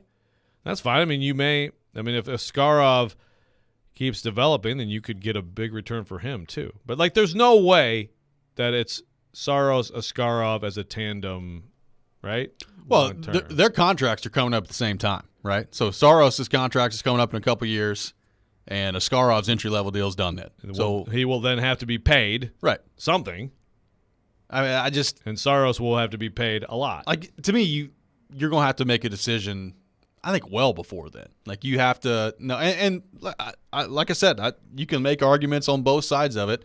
And, Adam Vingan is more on the trade Saros front. And I've heard from some other people that just think that idea is preposterous. And I get it. UC Saros is a proven commodity at this point. But there's no scenario to me where you can have both. And, this is Barry Trotz's first offseason as general manager. It's his first draft as general manager. He's got a ton of capital at his expense right now. So you got 13 picks heading into the draft. Could he use those picks to move up? Is he going to stay put? Is it going to be a relatively quiet draft in terms of, trade activity for the Predators? I don't know. I also, when I hear Barry Trotz talk, and he talks about taking swings for guys and, bringing in some offensive talent and trying to get more offensive, that doesn't necessarily mean that you got to do it all in one offseason. But I would not be shocked if there are moves made next week by the Predators that maybe as we sit here today on June 20th, we're not necessarily expecting. Just because, we don't know what Barry Trotz is as a GM. He's kind of a wild card heading into this process. Yeah, it's interesting. No doubt about it. And I think you have to be prepared for all kinds of things to happen. So if you're gonna move him this summer, though, the other side of that, of course, is that you have to have a pretty high level of certainty that Askarov is going to be what you hope. Right. How high, like how certain must you be? Is that because it's like you could miss your window this summer if you don't trade him this summer in terms of getting the max value, but there's also that side of it is like, but you really gotta know. You don't know until he's up here. And he's in this league playing every night. But I think the larger picture of what Askarov did this year is really good. He came in, he played really well in Milwaukee. Now he ran out of gas at the end, and they went with Cooley in the last part of the playoffs there in Milwaukee, and he kind of hit a wall, which it's the first time he's ever played that many games at the pro hockey level. So it's not necessarily unexpected. I'll put it this way. I've seen nothing from him to this point that would cause me to be concerned. From everybody I've spoken to, his attitude's great. He's willing to work. Now, he's a little bit of Evel Knievel out there on the ice sometimes with the puck, and that cost him a couple of times. Now, he also makes some great plays. That's fine. Doing that. And, to a certain degree, they've talked about this. They want to coach it, but they don't necessarily want to coach it out of him because that's part of what makes him great. But, I don't think we've seen anything from him at this point that would cause me to be concerned about Askarov. I think he's been pretty good. Yeah. And not that this does not – what matters is stopping pucks, but he could be big too. He could be like if you're the marketing people over there and stuff. Yeah, he could be one of those guys who actually has personality in this league, few and far between. Well, there's that. And look, there's a reason he got drafted where he got drafted. First off, watch he's got the goods. In a week when the first round takes place, just take a look. See how many goalies go in the first round. May not be any. A lot of times it's not any goalies in the first round. He went in the first round. I think he's going to be pretty good. And again, I know the counter argument to that is, well, is he going to be as good as UC Saros? I don't know. He might be. He might be better than UC Saros. Now, he may not be as good. But also, if you use the money elsewhere, he doesn't necessarily have to be as good. That's the equation you got to figure out. And really, it's how does Barry Trotz view it? Like, how does he want to build his team? Because I could sit here and tell you that, I wouldn't pay the goalie because I don't want to give $9.5 million to the goalie. And it's one thing for me to say that, but how does Barry Trotz view it? That's ultimately what matters. Got an interesting question from Maddie. We can maybe get to. We'll get into that. We'll get into the strategy for the Predators heading into the draft coming up next week as well. Does Rexrode agree with what Alex Doherty had to say about holding on to those picks? We'll get into all that coming up. This is Robby and Rexrode, 102.5, 106.3, The Game. The cup has been raised. In their sixth National Hockey League season, the Vegas Golden Knights have won the Stanley Cup. And the offseason can officially begin. What's next for the Nashville Predators? Give me 2 more top 6 guys, and I'm there. You don't need an elite goalie to win a Stanley Cup. What they would give up for Alex DeBrincat. We are your home for Smashville. 102.5 and 106.3, The Game and the Game Nashville app. Hey guys, it's Mike at Newton Chevrolet GMC in Shelbyville. It's finally starting to warm up out there, right? You know what that means. Warmer temperatures means AC units better be ready to go. Is your car's AC not keeping up with the summer sun? Or are you relying on the open windows to keep you cooled off? Maybe it's time for an upgrade. And we've got you covered like sunscreen on a lifeguard's nose. If you're looking for a reliable used car, we've got them starting at just $9,000. And most of our used vehicles are covered with the Newton's certified pre-owned warranty, so that you'll have even more peace of mind.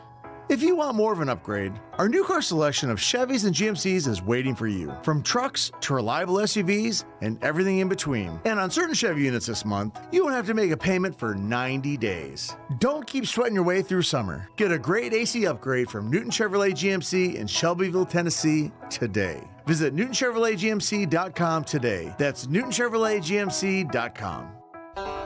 Honey, what's an 8-letter word for difficult to explain? When we planned on retiring, we never planned on Medicare being so confusing. What's a 6-letter word for special skills or knowledge? Fortunately, Farm Bureau Health Plans is an expert on all things Medicare. With 75 years of helping Tennesseans, they helped us understand our Medicare options. Why are these things so complicated? Talk to your local representative or visit fbhp.com. Farm Bureau Health Plans. Plan on us. Houston Clinic Orthopedics at Harding Place offers world-class orthopedic care. The doctors at their Harding Place location specialize in general orthopedics, foot and ankle, hip, pain management, hand, wrist, and elbow trauma, total joints, and orthopedic spine surgery. They offer same-day appointments, so get back to enjoying life sooner. Schedule your appointment online at tnhouston.com. Conveniently located at 394 Harding Place in Nashville. When experience matters, trust Houston Clinic Orthopedics. Sometimes you want a sure return on your investment. That's where certificates of deposit, CDs, come into play. At F&M Bank, we've been providing smart choices to customers for over a century, including CDs that are a great way to save. You make a deposit and collect the earnings on your terms. Great rates, predictable results, and backed by the FDIC. That's smart banking. Life is complicated. Banking shouldn't be. MyFMBank.com. Banking made easy on purpose. Member FDIC. The Game text line is driven by Wilson County Hyundai. Online at wilsoncountyhyundai.com. Be a part of the conversation. Call or text the Game at 615-737-1025. Catch all the NASCAR action this weekend on 102.5 The Game, Nashville's racing station, brought to you by Richmar Florists. Catch the action Friday with the NASCAR Truck Series, then Saturday the NASCAR Xfinity Series, and the Ally 400 Cup Series Sunday. Richmar Florists, Pennsylvania built, Tennessee strong. They talk sports. Is he going to try and move somebody like Duchesne? Is he going to try and move somebody like Johansson? I think that Traylon Burks looks very confident out there. They talk life. I'm being nice. Chill out. I threw the empty cup into the garbage can. But most of all, they have a good time. Oh, yeah, we're ready. Chase and Michelle, weekday mornings at 9 on 102.5 and 106.3 The Game and the Game Nashville app. Hey Nashville, this is Rick Stockstill, and you're listening to Nashville's best sports talk, 102.5 The Game. Welcome back in, Robby and Rexrode, presented by TJ Anderson Homes of Benchmark Realty, where their advanced pay by TJ option can save you thousands when selling your home. Robbie Stanley, Joe Rexrode, Michelle Knezovic here with you. We'll have the Rex Rant coming up at 7:45. Mike Herndon from paulkuharski.com joining us at 8:30, so looking forward to all that coming up. Right now, taking your thoughts on the Preds, 615-737-1025. Joe, you had an interesting question from Maddie on the text line that you wanted to get to. Yes. Let me get to that and hope that I didn't lose it, because that does happen sometimes with me. Well, if you do, I have it. All right, Matt, I got it. Maddie says, complete this phrase because I really can't. Saros is to the Preds as blank is to the Titans. This is also where we get into, like Willie has talked recently, and it's always been the comparison, like quarterback and goalie, but it's such a flawed comparison to me, and probably more so even now. Yeah. Saros is to the Preds, but it's like basically who's the player who like has saved the Titans bacon and has made them better than they probably are. I mean, yeah, I think Maddie's right. His example is Derrick Henry. That's probably the closest thing, right? It's probably Derrick Henry. I mean, he's elite at his position in the league, and if they didn't have that, there's no other person. I mean, basically Tannehill would be the other one. You just took him away. AJ? Well, yeah, I guess yeah. But he's not to the Titans anymore, so yeah. But like his loss, right? We saw the huge drop off, and we talk about how UC saved this team because their defense this year was just god awful. Yeah, like what that drop off would look like. And AJ Brown did kind of save this team, and when they got the number 1 seed without Derrick Henry, but AJ Brown, especially a couple games in particular, basically carried the team. Yeah, I don't know. It's hard because I agree with you on the quarterback comparison. Like I think that gets overblown in the NHL. And honestly, the more we think about it, like the draft, I think it's a perfect example of that. Like they don't draft goalies a whole lot. Yeah. Imagine NFL drafts like, well, the first quarterback goes well, although 2 years ago it was almost that, but that's just because it was a bad crowd. Yeah. Right. I mean, the top of the NFL draft every year is the franchise quarterbacks, right? That's not the case with goalies. Yeah. I mean, it's forwards. It's centers. It's centers. And look, it's a different thing. It just is. And I agree. Like, I mean, it's pretty clear if you watch this team last year. I mean, they would have been totally up a creek without UC Saros. We know that. Now, what does that mean in terms of building the team moving forward here? Like, it really comes down to money allocation, right? Like, you gotta determine if you're going to pay UC Saros.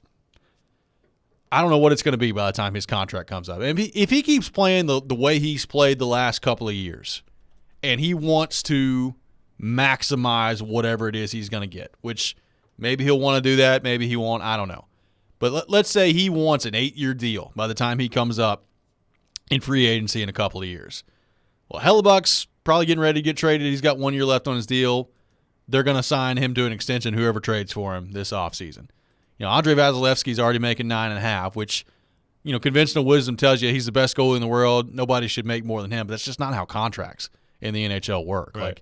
Like, Yossi signed a deal where he's making $9.59, and then like Darnell Nurse from Edmonton is making more than Roman Yossi. Like, it's just absurd. So it's not how contracts work. So, I say all that to say that, is it that much of a stretch to think that by the time Saros' contract comes up in a couple of years, that he's going to be making $10 million a year? I don't think it is. I think there's a chance he could be.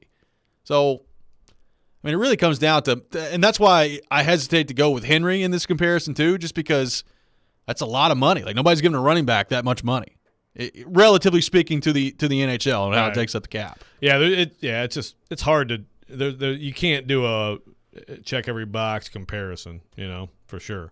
And it's funny too when you talk about.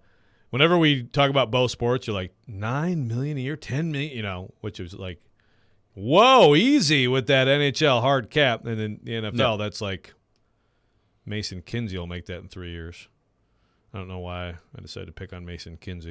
You did. I got a texter that says, at some point, someone has to acknowledge the complete mismanagement by David Poile of this team. I know on WHMR it's tough, but this team is a long ways away from being competitive. Bad contracts and worse players need to go, and they need to quit trying to build around a goalie. Literally not one other team is doing that. Yeah, that's a great point. We've never talked anything about David Poile making mistakes or mismanagement like that. That's quite a concept. Yeah. Why have we never mentioned that on the show?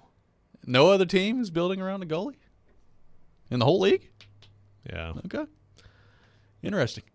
Yeah, that's also. Look, I know that right now it definitely feels like, yep, Vegas, fifth string goalie, sure, whatever.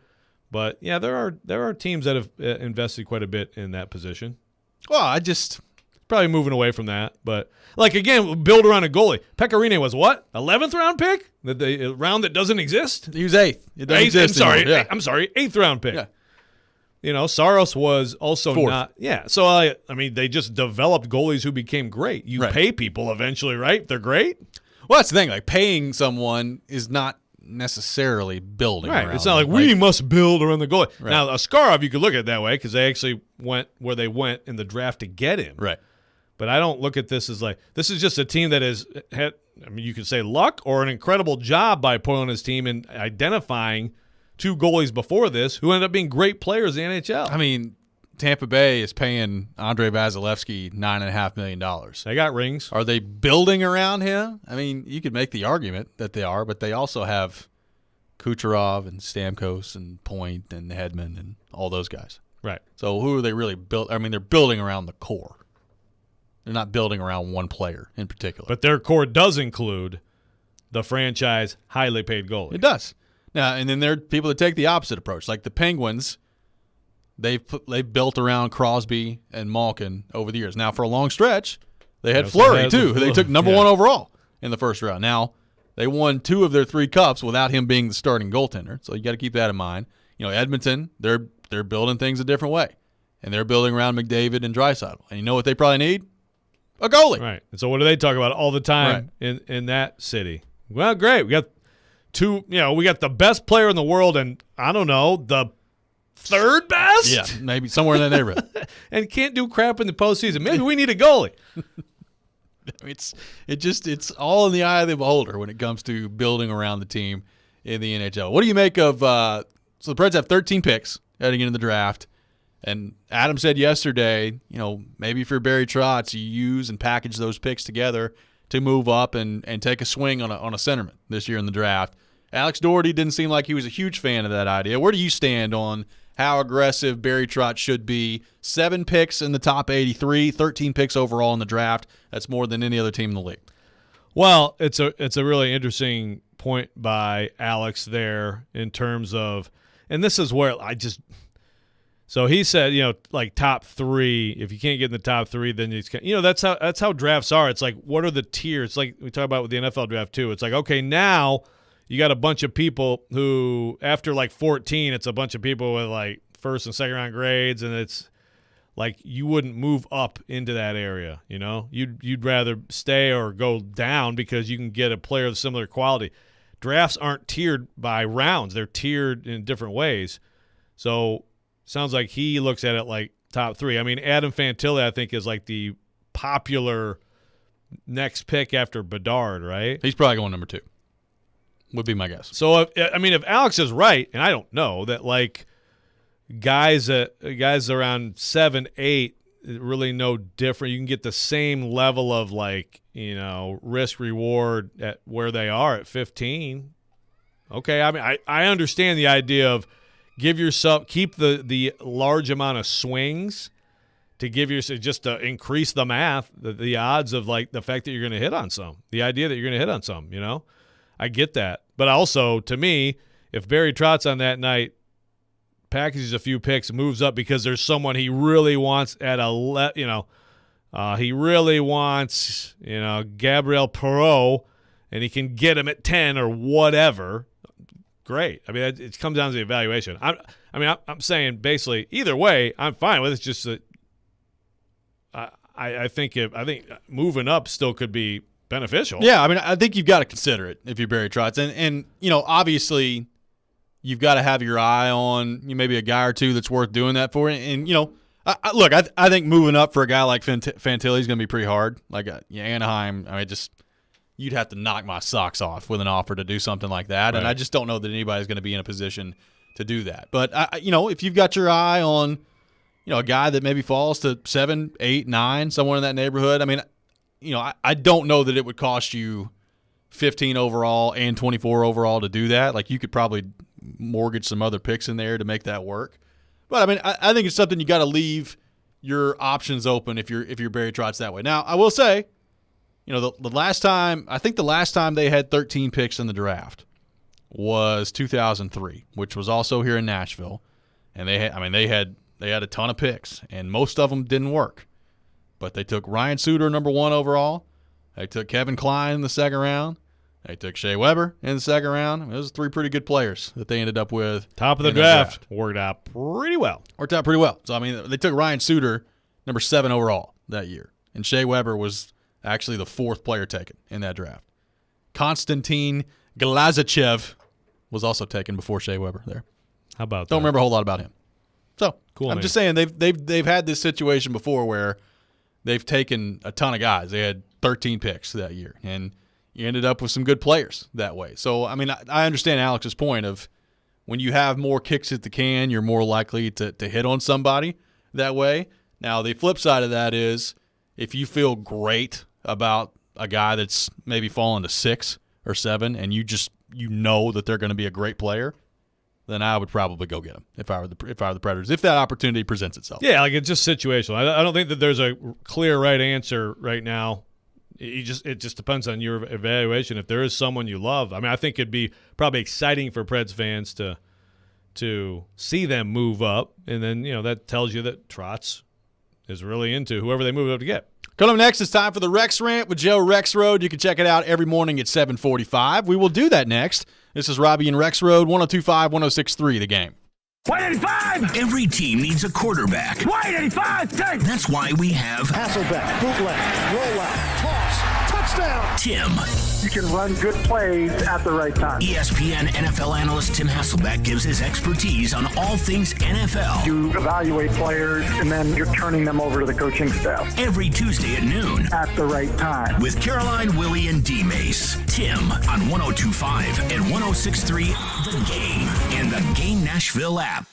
Krebs Kubota wants to help you get your job done right with the parts you need and a service department that can handle maintenance and repairs from the largest excavator to the smallest two-cycle engine.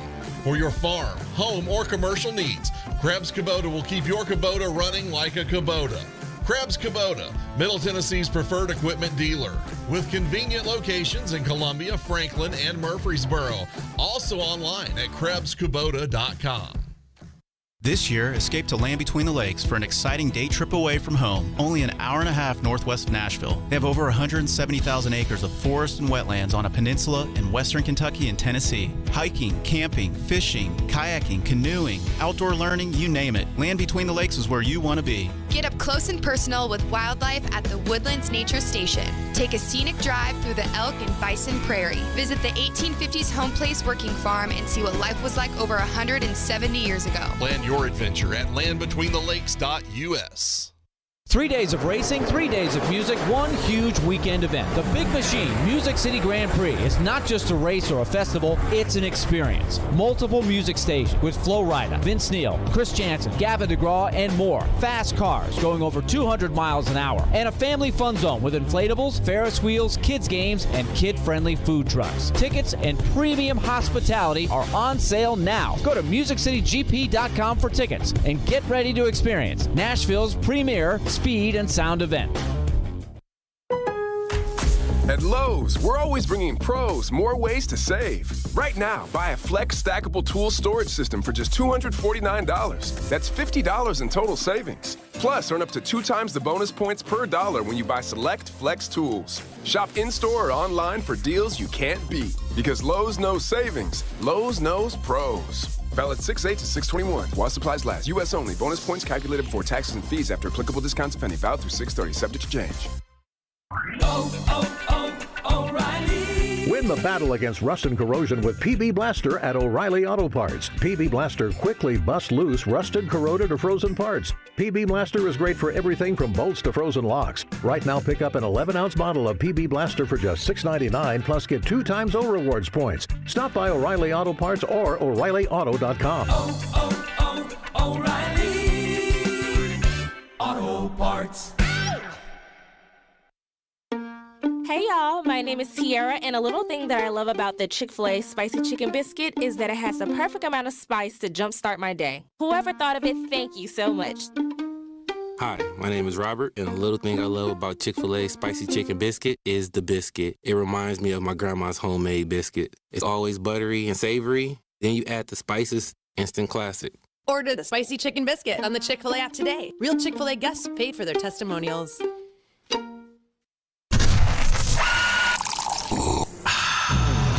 You're locked into Robby and Rexrode. Every morning, first thing. Presented by TJ Anderson Homes of Benchmark Realty on 102.5 and 106.3 The Game and the Game Nashville app. Sometimes he wakes up on the wrong side of the bed. And sometimes he's just, well, Joe. Awkward moment, let's do it. This is the Rex Rant, now on Robby and Rexrode. Rolling down the street in a Hyundai Tucson. Wonder why you married a two. It is that time of the day, time for the Rex Rant with Joe Rexrode. You can check it out every morning at 7:45 here on the program. The Rex Rant, the Red Rant, or the Rob Rant. One of us with a rant every morning at 7:45. Today it's Joe's turn after I complained about instruction manuals yesterday. So, Joe, I hope you have something better than me. Oh, instruction manuals. Well, give me a quick recap then. They don't say anything. They're just pictures. Like, I'm putting all these baby stuff together, and it's just pictures with no words. No, that's a great rant. That is tough. Those really, I need it spelled out very clear. Yeah, I'm with you. Drawing sucks. Like, you can't even really tell what's being drawn in there. Yeah. It drove me nuts. That's a great. Went to YouTube. That's a great call. Oh, did you? Yeah. Well, at least we have that now. Yeah. Trying to think. When I did this in 2004 for the first time, I guess did YouTube? Did what? I'm trying to think. I guess YouTube existed. Did you? But it maybe wasn't, in the very early stages. Yeah, like it wasn't like a thing you did. So I just sent you guys video of Caroline Rexrode in her first mosh pit. She survived. I know Katie was like, "Really? You let her get in a mosh pit?" I'm like, yeah, but it was like the girl in red. She's like, it was like a friendly mosh pit. It was relatively you guys tame. about a mosh pit. Yeah. So she got in there. So I do want to talk about Bonnaroo. First of all, it's a for anybody who hasn't gone to Bonnaroo, like you gotta love the music and you gotta want it. Like we just talked to Alex Doherty. He's a guy who goes for 4 days. I could make the case to give it a shot. Gotta look at the lineup. You know, like you want someone you really like every day.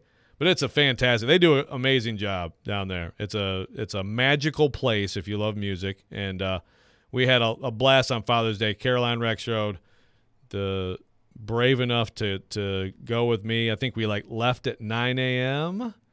And so, you're talking 9 a.m. and the Foo Fighters started at 9:30 p.m., right? Yep. So you're talking about a day. Franz Ferdinand, Paris Jackson, Humphrey McGee, Revivalists, Girl in Red, Paramore, Pixies, Foo Fighters, awesome day. I mean, if I scripted, I couldn't have scripted a better day. I was worried the Foo Fighters were going to get rained out. They didn't. I mean, they were incredible. They are so good live. Like, if you get a chance to see the Foo Fighters live, see the Foo Fighters live. So everything was perfect. And then the Foo Fighters ended. The rain held off. They played Everlong Last. The whole place went nuts. 80,000 people. It was fantastic. And then, okay, now we got to go to our little locker and get the hat and stuff that we had that we didn't want to carry around. Get that and leave. I made one mistake here, which is I bought off-site parking. Okay. Okay. And now someone said this is the first year of off-site parking for Bonnaroo. I don't know if that's true or not, but off-site parking is you basically park a few miles away, as it turns out, and take these shuttles. But it's you will have shuttle quick access. It wasn't bad going in. They showed up pretty much close to the time they were supposed to show up. But afterward, we go to the locker. We get outside the park to the area where you wait for the shuttle. The rain basically waited till the Foo Fighters ended and then started to trickle down, and then a little more, and then a little more. As anybody knows, Sunday night we had thunderstorms. So it is a little bit before midnight. We get into this massive, I'm talking hundreds of people, and no shuttles. It's not good. And we're sitting there. And it's starting to rain, but, and they're sitting there and sitting there and sitting there. And it's starting to become apparent that, we're just waiting for some shuttles. They had 2 big buses. And then it starts raining harder and harder. And then you see the big bolt of lightning, not far away at all. That's not good. To the point where an officer there said, folks, we have porta potties that you can go in here. There's an 18-wheeler there. You're welcome to go crawl into the 18-wheeler to wait out the thunderstorm. We are just sounds thrilling. Lambs at the slaughter, huddled together, now sideways rain, wind just whipping, freezing cold. I mean, luckily, Katie Rexrode packed us with our little ponchos. Yeah. Okay? Those are huge. But Okay. there were people out there that had tank tops on and were just getting – so a little bit before 12, right? We got on our – shuttle, I believe at 2:20 a.m. Oh my gosh! No, wait. It was a little bit after 2 a.m. Okay. We got home at 3:10 a.m. The Foo Fighters went long and they played till 11:30. They broke the rules. Yeah. One thing I learned about a festival, it's by clockwork. Yeah. They bang if it's 7:30, they play at 7:30 and they play till 8:30. That's it. It's a festival. So Foo Fighters ended at 11:30. At that point, could not have had a more perfect day. Got home at 3:10. Good gracious. That's kind of awesome. You got to fix the freaking offsite parking, guys. It got to the point where they were basically telling employees, I think, leaving the park. It was the buses came, by the way, and they took people, and then we moved up. But still, we're talking about hundreds of people. So there's some rotations in there. Meanwhile, they're like minivans are randomly pull up. All right, we'll take 4. Okay, we need a single. We'll take 5. I mean, they're just hey, if you're leaving the park and you work here, I need you to come through here and pick up a couple people. Right. Because a bunch of people are out here could get killed by the lightning. So what happened to the buses during this 2-hour stretch? Well, they did pick. There were 2 huge buses picked up. Finally came people cheering, but we weren't gonna get on that one, so they left. And then it's always okay, they're 10 minutes away, and then 25 minutes. It just took forever, So. They were ill-prepared. Everything about that place seems to run very smoothly. So it would make sense if this is the first year. You got to fix this. You can't do this to people. I mean, it could have been absolutely disastrous. You got people, you've got officers out there telling people to crawl into a semi. Yeah, that's not good. To hide from the lightning, So Paul on the text line says, "Please tell me you waited in the porta potty." This is from Paul. Yeah, we hung out, and Caroline was, by the way, an absolute trooper. I was so proud of her. She just no complaining, and she just passed out as soon as we got on the bus. But and I hate to complain about Bonnaroo because it was still an amazing experience. But this is constructive criticism. You got to fix this. You fix this, and everything else is perfect. Well, I did not expect the waiting before 12 and getting on the bus after 2, being home at 3:10. Well, and standing for that whole period in rain, driving rain, and a couple times the lightning got kind of close. I mean, you're in a field. Yeah, there's nothing to stop the lightning. Yeah, no, I mean, I was just like, well, let's just all huddle together and maybe it'll hit someone else. You can hope. I mean, I actually was like. I told Caroline, I'm going to hover over you, so if the lightning's going to hit you, it'll hit me, Yeah. So. That is terrifying. I would have not been well in that moment. Yeah, it's just like. Did people actually get in the semi? Nothing you can do. Like, were there people that were just like, yep, I'll go in the semi? I didn't see one person actually leave. Well, I mean, there comes a point, and I know lightning changes the equation, but there comes a point where, you're wet enough, or you're like, well, I'm just wet at this point. I'll stand right here. Yeah, for sure. Yeah. I'm not getting the semi. It was a price worth paying, but not necessary. Bonnaroo. Well, we're glad that the experience went really well. Other than that, we had several people that were worried about you on the show yesterday on the text line that we had not heard from you. So it's good to know that you and Caroline are both alive. And other than that small snafu, had a great experience. Yeah, I'm a Bonnaroovian. Is that what they call it? Is that right? I think it might be. Radiate positivity. That is the motto. I love that.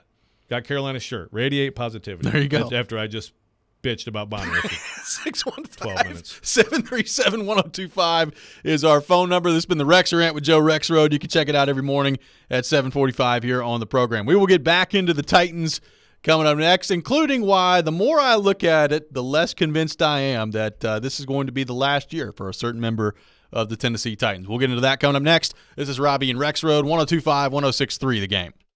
Every day we are live and local. It's no longer about Johansson and Duchesne. Mike Vrabel was his guy. He wanted him to be his coach. And your source for Nashville sports. They had missed the playoffs. It will help them get better players. We are Nashville's best sports talk. 102.5 and 106.3 The Game and the Game Nashville app.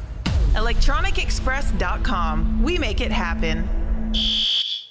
Attention all fire and safety line experts. Middle Tennessee's fastest growing fire protection company is looking for experienced service technicians, designers, and sprinkler system experts like you. Tired of working for a large corporate employer? Work for a company where you're more than just a number. Jarrett Fire Protection is owned and operated by Nashville natives and wants to invite you to grow with their amazing team. Hi, I'm Jason Jarrett, owner of Jarrett Companies. I'm looking to hire experienced sprinkler experts and will offer a sign-on bonus of up to $5,000 for certified professionals. In addition to our great benefits that include a 401k match, PTO, and top pay with annual bonuses, we will also provide you with the top-of-the-line tools, trucks, and equipment that you need to grow your career. Our customer base is large and business is booming with many opportunities for advancement. Give us a call or go online to jarrettfire.com and apply today to become a member of our family and protect our community. That's JARRETT fire.com. Jarrett Companies, where we are above and beyond industry standards. Tuning into the baseball game, monitoring the incoming storm, catching your favorite talk show. These are just a few of the reasons more than 80 million Americans depend on AM radio each month. And did you know AM radio is the backbone of the emergency alert system, keeping us safe in dangerous times? It's reliable, free, and public safety depends on it. Text AM to 52886 and tell Congress we need AM radio in cars. This message furnished by the National Association of Broadcasters. Progressive knows we're all trying to save right now. Hey, at least we're still enjoying baseball on a Saturday night, right? Even if it is T-ball. Yeah, but tickets to the majors are just so expensive now. And who knows, maybe we're seeing a pro in the making. Sure, in like 20 years. How is he safe? Boo! This ump stinks! The ump is only 14. We don't really do that. Oh, my bad. You're doing a great job, ump. Progressive offers you savings without sacrifice. So save big when you bundle home and auto. Progressive Casualty Insurance Company, affiliates, and other insurers. Get in zone, AutoZone. Welcome to AutoZone. What are you working on today? I think my battery's dead. With free battery testing and charging, AutoZone is here to help. Get in zone, AutoZone. What if I need a new one? We have the right batteries right here at America's #1 battery destination. Get in zone, And what if I don't know how to connect it? No problem. We have a how-to for you at AutoZone.com. Get in zone, AutoZone. Restrictions apply. Your Game Center update. I'm Michelle Knezovic. The Tennessee Volunteers eliminate Stanford in the College Baseball World Series yesterday, 6-4. They'll now move on to play LSU again after LSU's loss to Wake Forest. And we're still on DeAndre Hopkins' watch here in Tennessee. Here is Mike Lombardi on Hopkins. Here's an interesting thing about Tennessee. Tennessee has not done anything with Ryan Tannehill's contract. He has a huge paragraph 5, I think $25 million. If you were looking to create cap room, that would be the first guy you go to. What's paragraph 5? What's that mean? That's your base salary, okay? So what often happens is when you want to lower a guy's cap number, you see he has $10 million or $15 million that he's going to earn during the season. You guarantee that, and you divide that out, and that lowers the player's cap number. That's when players get their contract guaranteed, is because their paragraph 5 can lower it to allow more cap room. Tennessee has not done that with Tannehill, which tells us that they're probably going to look for a quarterback next year, whether it's Will Levis or someone else. Nashville SC is back in action. Tomorrow they'll play Montreal, followed by Columbus later this week. This report is presented by the law offices of Amanda J. Gentry. I'm Michelle Knezovic for 102.5, 106.3 The Game. For more, follow us on Twitter at 1025 The Game or visit theGameNashville.com. Live from the Hiller Plumbing, Heating, Cooling, and Electrical Studios. WPRT FM Pegram, WPUC HD2 Laverne. Broadcasting on Alexa. I appreciate that. And other smart speakers. 1025 and 1063. And a score! You can run different offenses. The door's on the board. Off the field, on the field. The Game. A Cromwell Media Station. Mixing sports and a little bit of fun. This is fun! On your morning drive. This is Robby and Rexrode. With Robby Stanley and Joe Rexrode. Presented by TJ Anderson Homes of Benchmark Realty. On Nashville's best sports talk. 1025 and 1063 The Game. And on the Game Nashville app. Ladies and gentlemen, it's showtime. Final hour, Robby and Rexrode, 1025, 1063 The Game, presented by TJ Anderson Homes of Benchmark Realty, helping home buyers and sellers in Middle Tennessee for 20 years. Robby Stanley, Joe Rexrode, Michelle Knezovic here with you on this Tuesday morning. We'll be joined by Mike Herndon from PaulKuharski.com coming up at 8:30. We'll get his thoughts on all things Tennessee Titans, taking your thoughts as well. 615-737-1025 on our phone and text lines, driven by WilsonCountyHyundai.com. So, Joe, we've talked a lot about this Titans core this offseason. Ryan Tannehill, Derrick Henry, Kevin Byard, a part of that with offseason discussions, and feeling like this is going to be the last year where all three of those guys are together. And I still feel pretty strongly about that. The odds of all three of them being back next year, I think, are really small at this point.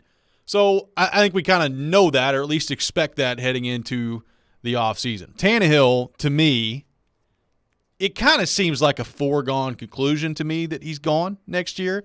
It's the last year of his deal. They've not done anything with his contract at this point, and he just drafted Will Levis. So it feels like the writing is on the wall for Ryan Tannehill.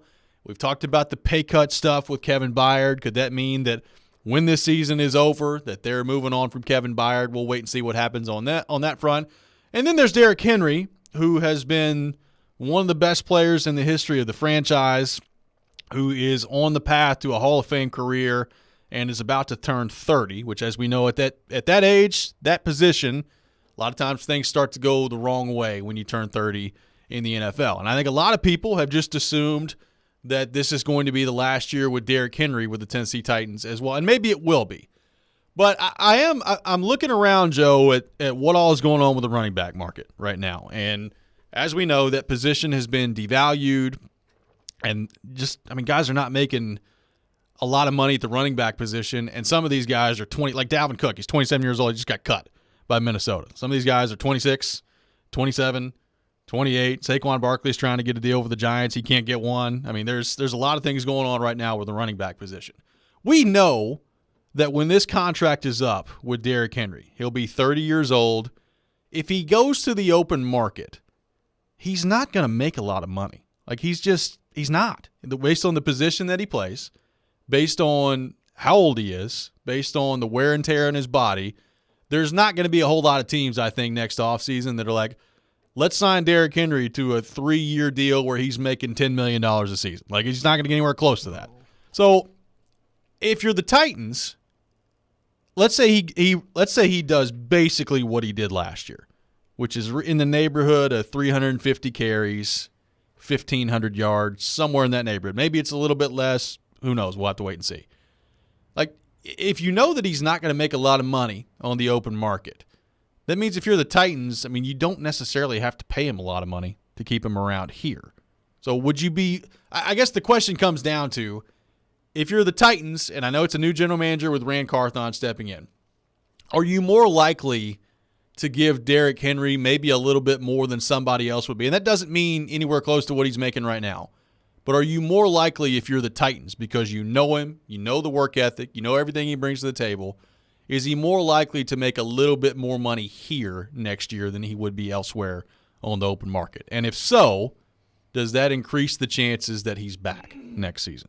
It's an interesting question. And it is. Like, Derrick Henry is going to end up – he doesn't yet, because right now it's Dalvin Cook and it's whoever else is up. But he is going to – I think a year from now, or next offseason, completely represent the plight of the running back. Yes. Because he's had a career that's, you could make a case for Canton right now. I mean, Tyreek Hill went on a podcast yesterday, called him a top 5 running back of all time.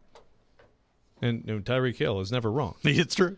No, but I mean, yeah, look, I mean, he's an elite player, and a pace setter in terms of, like, taking care of yourself and everything. The durability has been astounding. He had the one serious injury, and he's still a great player. Getting 1,500 yards last year with the situation that surrounded him is really phenomenal. And yet, I feel like he's looking at, in 24, like, I feel like he's looking at like a 1-year, like, $4 million deal. Like, I hope I'm wrong about that, but it's something like that. And part of it is also, it is fit. It is offenses. Like, I believe there are a lot of coaches in this league are just like, that guy's phenomenal. Hate trying to tackle him, but it doesn't work in our offense. That's not what we do. Like, got to have, like, primary back, or even like both of our backs, because most teams have 2, 3, have to run choice routes well, have to be able to do both things seamlessly. It just doesn't work, doesn't fit what we do. At this age, after the injury, slowed down a little bit. Yeah, no thanks. It's sad, but I really believe that's what he's going to face. I agree. Next year. So it's an interesting idea. I still feel like if you're him, his agent, you still have to feel like, okay, all it takes is one team out there, that, and ideally a contender that really wants to pay, and let's see if we can make it happen. But how much would Derrick Henry like to, like, retire a Titan? I mean, Eddie George didn't. Obviously, right. It's like so many great players. A lot of times, the end comes fast, and that last stop is not great. Right. And it's very forgettable, but it is forgotten. I mean, Eddie George is. I mean, he's a Titan. He'll always be identified with the Titans. That's what he is. That's what Derrick Henry will be, too. Be in the Ring of Honor and all that stuff, whether he finishes it out somewhere or not. But, no, I mean, certainly from the sentimental perspective, I think Titans fans obviously would love Derrick Henry to end his career here and for it to not be it this year. And maybe you're right. Maybe because they have – I mean, I know this offense is changing this year, so we'll see how he fits in it and all that stuff and how much work he gets and everything. But you could make the case that it does make sense for them to value him more and pay him more than he's going to get out there. Well, a lot of it's going to be how he does this year, right? Like, they're changing the offense. How much are they going to use him? Can he be productive? All those things.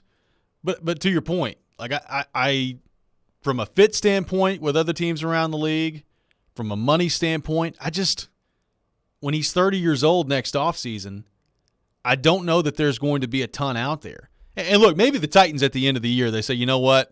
We love Derrick, but we got to change up the way we do things offensively. Will Levis is taking over, and we need to change up the offense, and We need to throw the ball a lot more as they move forward, and maybe it's just not a part of their plans. It could be as simple as that. But when you factor in everything you just said about what the market's going to be for him, and I totally agree, like I think that makes it way more likely that he's a member of the Titans next year because the market's going to be that way. That's just me.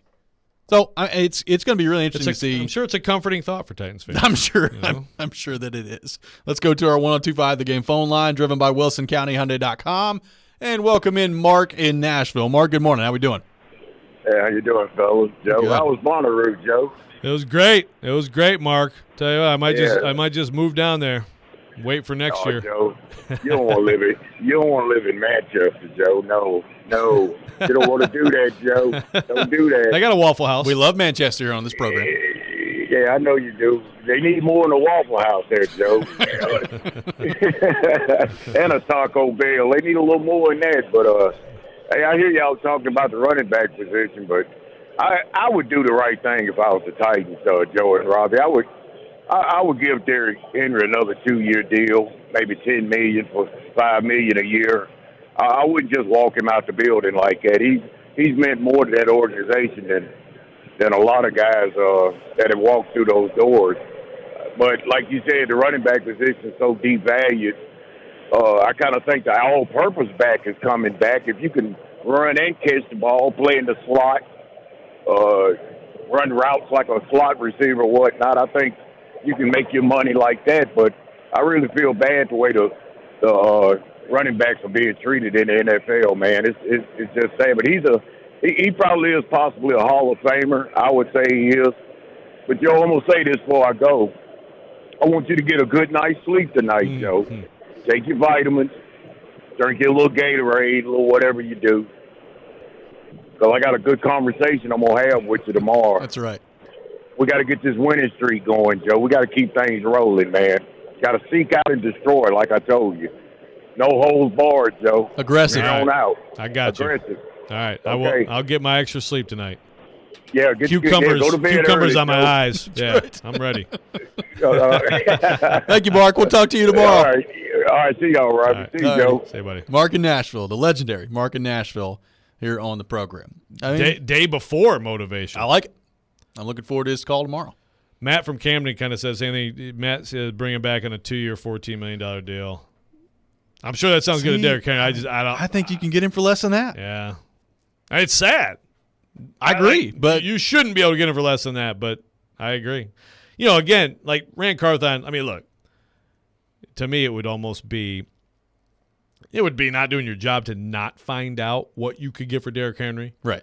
Which, some people have like some issue with that. To me, you have to do that stuff. What can you get for Henry? What can you get from Tannehill, et cetera, et cetera? I'd love to hear what came back. I bet you it was kind of like, not much. Never mind.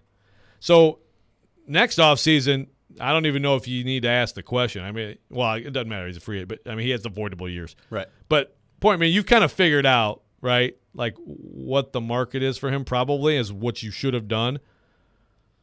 But that also does tell you can probably keep him and it's not like you have to like tag him or something like that. I mean, it's right. That's Saquon Barkley in his prime is getting tagged, which is still like a bad number for a running back, of course, because it's because running backs don't get paid. Well, so do you agree? Well, I'll just ask a question to you. Who of those three? I think you and I would both agree that Tannehill is probably the least likely to be back next year. Do you agree that Henry is the most likely to be back next year, or is it Byard? Yeah, I think you're probably right that it's Henry because Byard is still a big number, and now after this year you can move on. I'll have to look up the number, but like the dead money goes way down. So, yeah, I mean, I think that makes sense. I think it makes sense that of those three, he'd be the most likely. 615-737-1025, our phone number. We'll take your thoughts on Derrick Henry and the Titans. Will this be Derrick Henry's last year as a member of the Titans, or should the Titans consider bringing him back? More on that coming up next. This is Robby and Rexrode, 102.5, 106.3 The Game. 94.9 The Fan is your home for Hit City. Your Nashville Sounds are back in action tonight to start a 6-game series against the Norfolk Tides. Swing and a miss, strike three. Sounds win. Pre-game at 6:20. On your home of Nashville Sounds baseball. 94.9 The Fan and The Fan app. Hear that? That's Jeff Anderson. He's that guy in your neighborhood that's always making improvements to his house, his car, his yard. On your street, it's about keeping up with the Andersons. One thing you don't know is Jeff's tools are from Harbor Freight. Tools at great prices. That circular saw right there, you wouldn't believe the deal he got. Just think, when you're keeping up with the Andersons, you're saving money. Whatever you do it for less at Harbor Freight. Upgrade our diamond ring this summer with no money down and 0 interest for 5 years. Don't miss this killer offer from Genesis Diamonds. 5 years, 0 interest financing. Not just on engagement rings, earrings, bracelets, bands, colored gemstone jewelry, pre-owned Rolex watches. Buy now, pay nothing down, and spread your payments over 5 years with 0 interest. So that $5,000 gift comes out to just $85 a month. And that luxury pre-owned Rolex Submariner, Datejust, or Explorer starts at only $150 a month. Now through July 1st at Genesis Diamonds. Green Hills and Cool Springs. On approved credit, see store for details. This is Evan Bass for the Tennessee Men's Clinic. For most of us, sex is a big part of our relationship. So when something like erectile dysfunction starts affecting intimacy, it can be a real problem. But what you may not know is that ED doesn't just affect you, it can be tough on your partner as well. Plus, if you have ED, you know how it can make you feel. The truth is, we see a lot of guys who have depression, frustration, and even relationship issues because of ED. But we don't want ED to impact you or the one you love anymore. The Tennessee Men's Clinic tackles ED. Our urologists and medical providers take a comprehensive approach and have treated thousands of men with treatments that are successful in nearly 90% of cases. Even if your hormones are off, or if pills, wave therapy, or other treatments have left you hanging, the Tennessee Men's Clinic will work hard to help you get your sex life back, perhaps performing like you haven't in a long time. So call us. Your first appointment includes blood work and a medical consult. Call 615-208-9090 or go to TennesseeMen'sClinic.com. We have 2 offices in Midtown and Franklin. Visit our website to learn more, including side effects. Treatments extra, results vary. If you're hiring, it can feel like you're trying to find a needle in a haystack. You can hope the right person comes along, or you can just use ZipRecruiter. And now you can try it for free at ZipRecruiter.com/radio. In fact, ZipRecruiter has helped a lot of business owners find their needle in a haystack, like Marco, president of operations at Telly Tires and Auto Centers. Because Telly Tires has grown a lot in the last few years, Marco needed to hire everyone from a receptionist to a store manager to a head mechanic. ZipRecruiter helps me find all the right people, even the most difficult jobs to fill. ZipRecruiter helps me keep my business running. Take it from Marco and millions of other businesses who've used ZipRecruiter. ZipRecruiter can help you find the needle in the haystack. See why 4 out of 5 employers who post a job on ZipRecruiter get a quality candidate within the first day. And right now, you can try ZipRecruiter for free. That's right, free at ZipRecruiter.com/radio. That's ZipRecruiter.com/RADIO. ZipRecruiter.com/radio. ZipRecruiter, the smartest way to hire. Want to see our smiling faces? You can watch us on Twitch, Twitter, YouTube, and Facebook Live. We are good to go. Presented by Superbook Sports, voted #1 sports book in Vegas. You're listening to Robby and Rexrode. It's part of this nutritious breakfast. Presented by TJ Anderson Homes of Benchmark Realty on 102.5 and 106.3 The Game and the Game Nashville app. Tune in for Nashville Sounds Baseball tonight at 6:35 on 94.9 The Fan. Sounds taking on the Norfolk Tides, the Triple-A affiliate of the Baltimore Orioles. Sounds Baseball on 94.9 The Fan, presented by 312 Pizza Company, Farm Bureau Health Plans, and Family Leisure. Welcome back in, Robby and Rexrode. We are streaming live on Twitch, Twitter, YouTube, and Facebook. Our video streaming brought to you by Superbook. Live from our 102.5 The Game studio, brought to you by Hiller Plumbing, Heating, Cooling, and Electrical. Mike Herndon from PaulKoharski.com will join us at 8:30.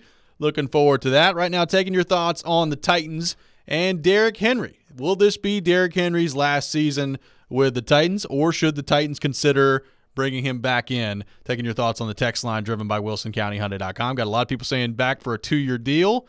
$10 million somebody floated out there. Another person has floated $14 million out there, but a lot of 2-year deals for Derrick Henry coming in on the text line. So two for 10, you're saying? Correct. Yeah. As in, like, not $10 million per year. Yeah, I mean, maybe. Could be a 1 for 5. You know, I don't know. I mean, it's sad, but you got to be realistic about what this league does to running backs. Jared from Dixon, I feel like if he happens to have 15 to 2,000, he says he gets restructured. Well, it'd be a new deal. Yep. If he does not have a good season, gets injured, he probably stays a free agent. Yeah. I mean, I think he'll be good this year. I think he'll have good numbers. We'll see. The offensive line is a big part of that. Having balance offensively is a big part of that. The OC is a big part of that.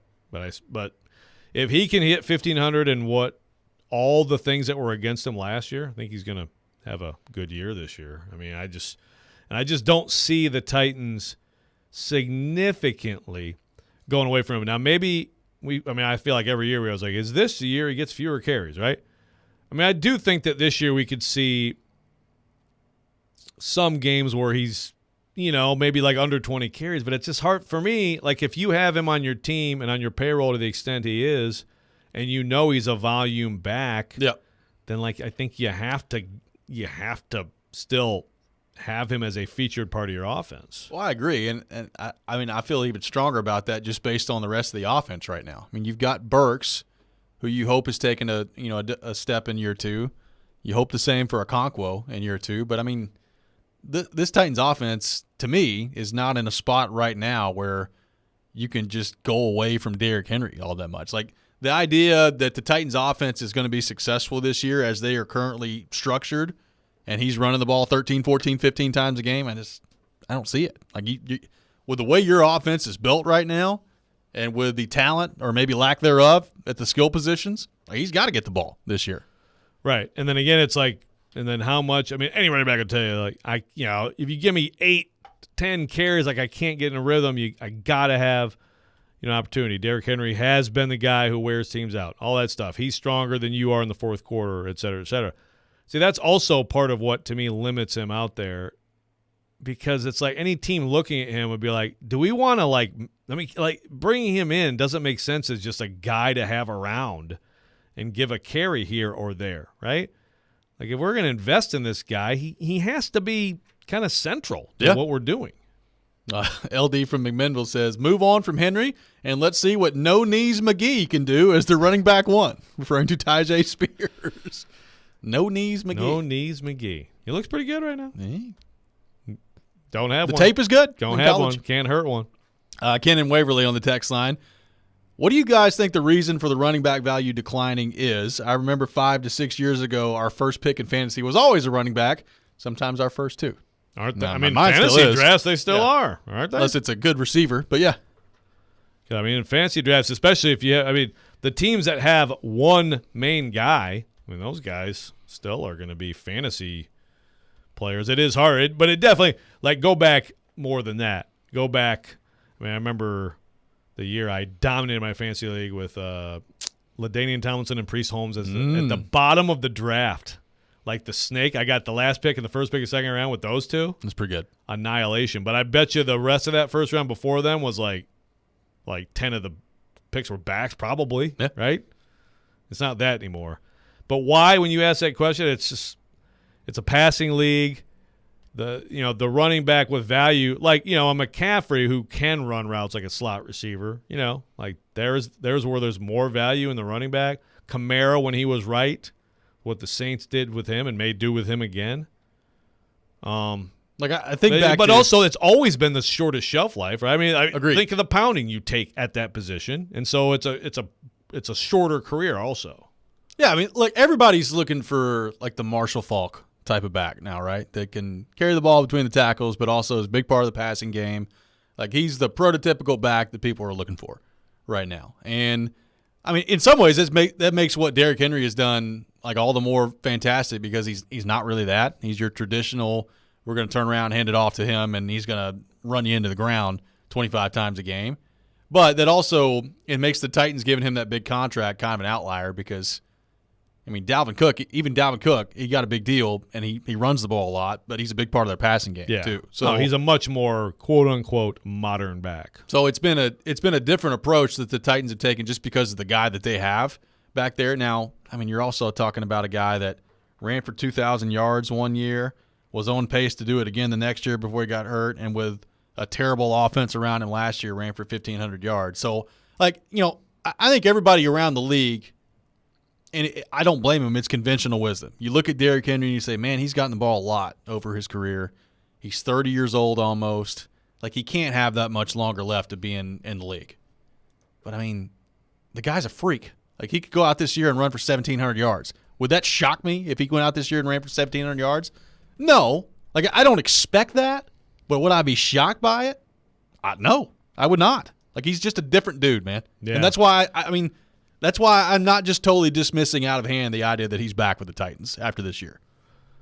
Yeah, it's gonna be fascinating. I mean, how many running backs out there are even kind of like him in terms of, like, they're not, like, they get a lot of carries. They're more on the physical side of things. Obviously, he's a totally different thing. He's the physicality and the home run hitter, or at least he has been. And I'm trying to think, like, but not really a big part of, like a passing game. I mean, like, I'm thinking of, like, Nick Chubb, I guess, would probably be the closest to that. Yeah, but even he's different, right? I mean, Nick Chubb is, what is he, 5'8"? 5'9"? I mean, it's a different thing. But I feel like he's a high volume. He is. He's 5'11", 230. Okay. So, he looks way shorter again, than that. Yeah, that's not 6'3", 250. Right. But most you go through the, Josh Jacobs and everybody. I mean, for the most part, it's more of the versatile.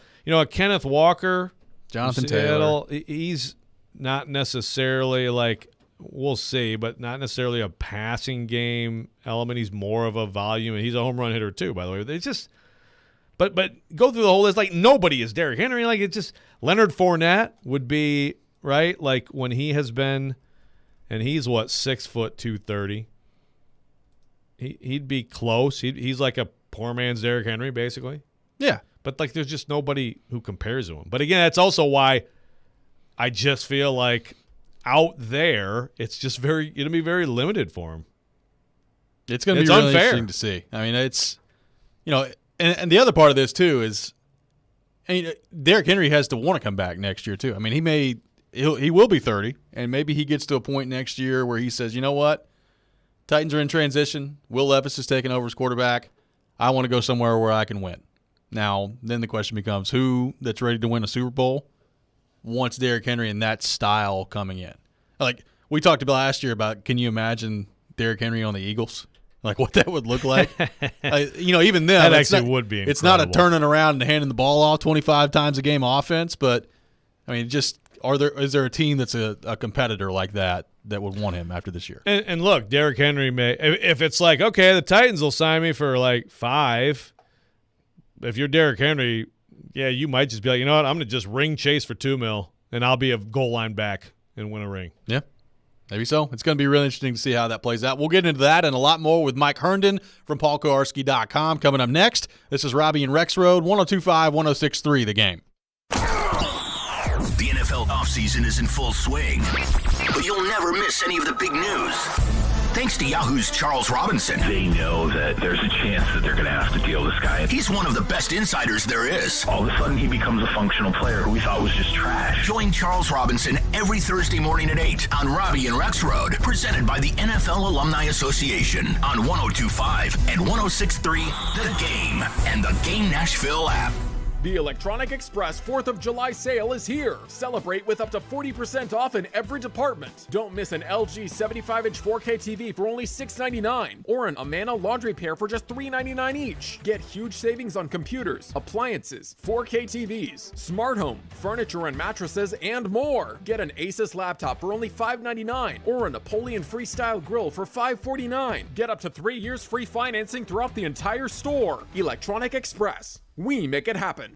Does this sound familiar? Did your agent provide excellent entertainment with their TikTok videos and constant social media posts about themselves while completely ignoring that you hired them to sell your home? Did they tell you how wonderful they were? How many followers they had? They probably never sold your home, but hey, they did get 15 likes on their selfies. Hashtag my clients love me. Don't let that happen to you. Google TJ Anderson Homes and see why the only likes we care about are our clients loving our service. Ask us about our prepay with TJ option and how it can save you thousands. TJ Anderson Homes of Benchmark Realty. Office number 615-432-2919. Discover credit cards automatically double all the cash back you earn at the end of your first year, which means... Wait, hold up. Question for the audio engineer. Go ahead. Did I read that right? Discover automatically doubles all your cash back? Yeah, that's what the script says. So if I get a Discover card right now, I can earn twice the cash back. Apparently. Wait! Unlimited first-year cash back match. Only from Discover. See terms and learn more at discover.com/match. It's Wrangler season out there. T-shirt days, denim jacket nights. A pair of broken-in jeans you could live in. Open roads, endless horizons, no destinations. This is when adventure starts calling. And you need to be ready in jeans that are made for the unpredictable journey that we call life. Wrangler, for the ride of life. Shop our newest styles today at Wrangler.com.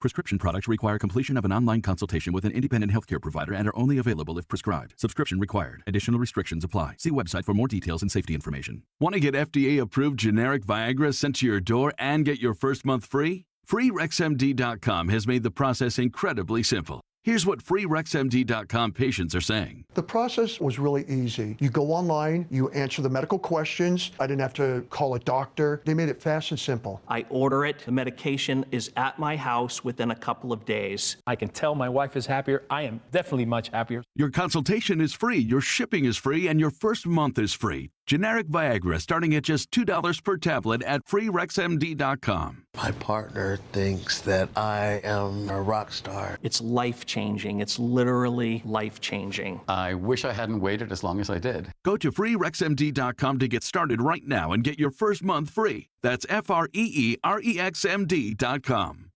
If it's important to Nashville, I'll put it out right now. It's important to Jared Stillman. Like, that's it. He's not afraid to ask the tough questions. Something is going on, and the question is, what does it mean? Or give the strong opinion. And just needed the bozo offensive coordinator to stop ruining the quarterback. Stillman and Company. Weekdays at 2 on 102.5 and 106.3 The Game and the Game Nashville app. What's up, Nashville? This is Stephen A. Smith. You're listening to Nashville's best sports talk, ESPN 102.5 The Game.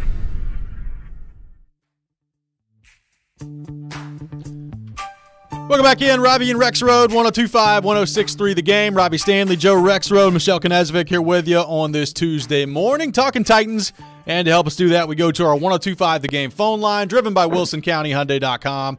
And welcome in our friend Mike Herndon from PaulKoharski.com. Mike, good morning. How you doing? Doing great. How are you guys? We're awesome, man. Appreciate you taking time to be with us. So we were just kind of having a discussion about Derrick Henry and what his future with the Titans could look like. Let me start it to you this way. Of the three guys that we've talked a lot about this offseason, which are Ryan Tannehill, Kevin Byard, and Derrick Henry, who do you think is the most likely to be a member of the Titans in 2024? Oh my goodness, that's a tough question there. I guess I'm gonna go Byard just by the simple fact of, you know, he's under contract already, so they wouldn't technically have to do anything to add years or anything like that to his current deal. And I mean, as far as lifespan of the player, I mean, you could make an argument Tannehill at quarterback could play, you know, well up until he's, you know, 38, 39, which seems to be kind of almost the standard for quarterbacks nowadays. But Byard, I think his game will age better than probably either Tannehill's or Henry's. And, you know, despite the whole pay cut debacle, which I'm still is one of the bigger mysteries of the offseason to me as far as why that happened, how that happened, what the goal was besides just saving money. But I still think Byard is the best, most likely to be at the peak of his game or near the peak of his game in 2024. So it's interesting. We've been talking about Derrick Henry as possibly that guy just by virtue of like a really soft market for him, and you know the idea that maybe he could be back here on like a cheap deal, and who else like wants to do enough changing of their offense to accommodate him, et cetera, et cetera. Like, what do you think? What do you think Derrick Henry is going to face after this season in terms of, you know, his future path, and how do you think the Titans are going to look at that? Yeah, I mean, I think he's definitely going to see. He's not going to get, you know, $10 million plus a year on this next deal. I would be shocked if anyone was willing to pay him, even if he has a pretty good season this year. Now, I mean, I guess if you want to say, all right, he goes back and rushes for another 2,000 yards and looks, you know, superhuman again, you know, maybe that starts to change things a little bit, but I still don't think anyone's paying up for a 30-year-old running back who's really like you said, he is very scheme dependent. He needs to have an offense built around him. He's not a guy like Christian McCaffrey, who you can basically plug into any type of offense and make it work because he can catch the ball out of the backfield. He's basically a backup slot receiver if you wanted to use him that way. In addition to the being able to run between the tackles and do all that stuff, Henry is very much, you need to have that outside zone game working. You need to be able to run the ball 20 to 25 times a game with him to really get the value out of his skill set. So, yeah, and there's just not that many teams that play like that anymore. So I think you're right. I think he's going to be looking at, you look at Ezekiel Elliott, and he's got virtually no interest, it seems. He's out there putting out workout videos trying to, drum up interest right now. And, obviously Henry's game has aged much better than Zeke's did, but I could see a similar situation for Henry next year if he still feels like he's worth that $10 million a year kind of pay range. I don't think he's going to find that out there. Mike, what do you make of the way that this DeAndre Hopkins situation is playing out? He's visited with the Titans and the Patriots, and now it's looking like he may take some time to make a decision here. What do you make of where things stand with DeAndre Hopkins? I mean, it kind of feels like the Jadeveon Clowney situation all over again a little bit, even down to the former Texan and all that kind of stuff. But, I always kind of thought it made the most sense for him to wait it out, even maybe a week or two into training camp. Reportedly, if you listen to Albert Breer's kind of reporting on the Hopkins stuff here this offseason, Hopkins isn't the guy that absolutely loves to practice. And, I don't think most players love training camp. So if he can skip a week and maybe look and see if, maybe there's a wide receiver injury that makes a team reevaluate their situation and come into his market, I think it makes sense for him to wait as long as he can to make a deal because, the Titans wide receiver needs aren't going anywhere over the next 6 weeks. There's not another viable alternative for them to fill that kind of production on the market. It is Hopkins or bust if you want a viable starting receiver right now, unless there's some, under the radar trade lingering out there that could be had, but I've seen nothing to suggest that that's the case. So to me, I think Hopkins is going to take it all the way down to training camp, maybe into training camp, and then make a decision, from there, and hope a team either gets desperate and starts bidding against themselves, or more teams come in and put in bids for him. What do you think makes sense in terms of like something to offer him right now? I mean, to me, it's like I've got to have incentives in there that can bring it higher. Maybe he doesn't like that idea, but like, how would you view that if you were on the other side of the table from him and his agent? Yeah, I would definitely want incentives in there, and I think incentives make sense in this situation in the sense that you can almost use it as like a salary cap tool as well. Because of his situation last year, I think he played 9 games and had about 770 yards receiving. If you set an incentive based on, all right, if you get 800 receiving yards, you get $2 million. If you get, if you play 10 games, you get, $2 million. You can get him some very easily achievable, if he stays healthy, kind of incentives that would not count against this year's cap. They would roll over into next year's if he hits them. So I think there's a deal to be made that makes a lot of sense. For maybe $8 million base salary plus some pretty easily achievable incentives that would take him up to, 15, 16, 17, whatever, he wants it to be. I think if you, put enough incentives in there that you'd be really comfortable paying $18 million if he was a 1,200-yard receiver and scored 10 touchdowns, I think it makes sense from a team side. Now, whether he would take that, I would guess not, at least not right now. And that's my guess is those are the kinds of offers he's seeing from the Titans and Patriots, and that's why he's going to try to wait and see if somebody gets desperate. Mike Herndon from PaulKoharski.com with us here on Robby and Rexrode. So, Mike, obviously with Tannehill being the quarterback, Titans drafting Will Levis, the Malik Willis part of this has kind of been discarded, at least in terms of the fan base. But, I mean, according to reports, he looks like he's improved a little bit at minicamp. How intrigued are you by Malik Willis heading into camp, into the preseason coming up? I definitely am intrigued. I mean, I've been, pretty vocal about the Titans cannot count on Malik Willis to be the next guy heading into this offseason, and obviously they didn't when they took Levis. Based on what he showed them to this point, now that I never felt like the door was closed on him, that his career was over, he was a bust, and it was done because, development happens at different paces at different points for different players, and we all knew that Willis was going to have a big learning curve coming from Liberty and that Hugh Freeze offense into what he's being asked to do with the Titans and really with any NFL team. So I do think the tools, the skill set has always been there. He's always had the big arm. He's always had the elusiveness and athleticism that you want in the modern quarterback position.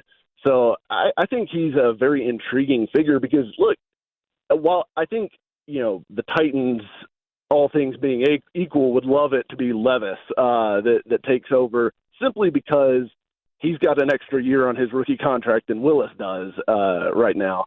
But if it's Willis, I mean, that's great too. It doesn't really matter, I guess, from the Titans standpoint, who it is that takes the reins for this quarterback of the future position that they're looking to fill. It's just that it has to be one of those two, really, because if it's neither of them, then you're in a world of hurt in 2024 and beyond. But I'm very interested to see what Willis looks like in the preseason, see what his development looks like. And, I mean, worst or really the best case scenario for the Titans is Levis turns out to be the guy, but Willis shows vast improvement, looks great in the preseason, then maybe you're able to flip him for a draft pick next offseason. Or you have a really nice backup quarterback under, a very cheap contract for the next 3 years. So I think there's a lot of win-win scenarios here if Willis does show the improvement that, it sounds like maybe he's starting to at least hint at.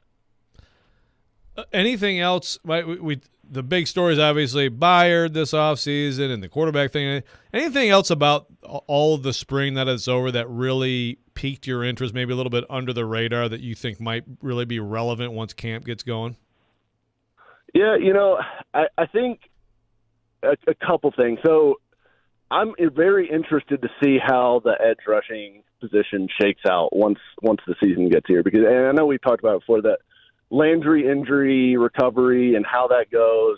Arden Key I'm excited about him. I think he's very talented, but he has not been a full-time starter in the NFL since his rookie season, which did not go very well. He's a very different player now than he was that year, but he's going to be taking a big step up and role. And then you've got Rashad Weaver and not much else in the cupboard there. Obviously, Autry can play some snaps out there, but I don't think you want him full-time on the edge if you can avoid it.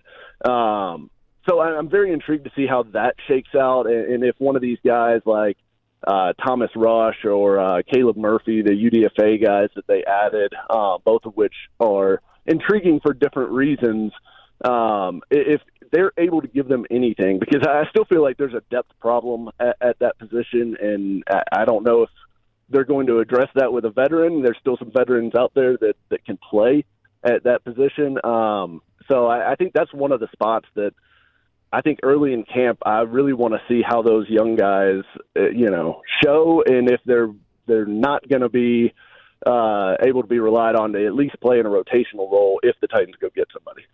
Well, Mike, really appreciate your insight as always. Thanks for being with us this morning, and we'll talk to you soon.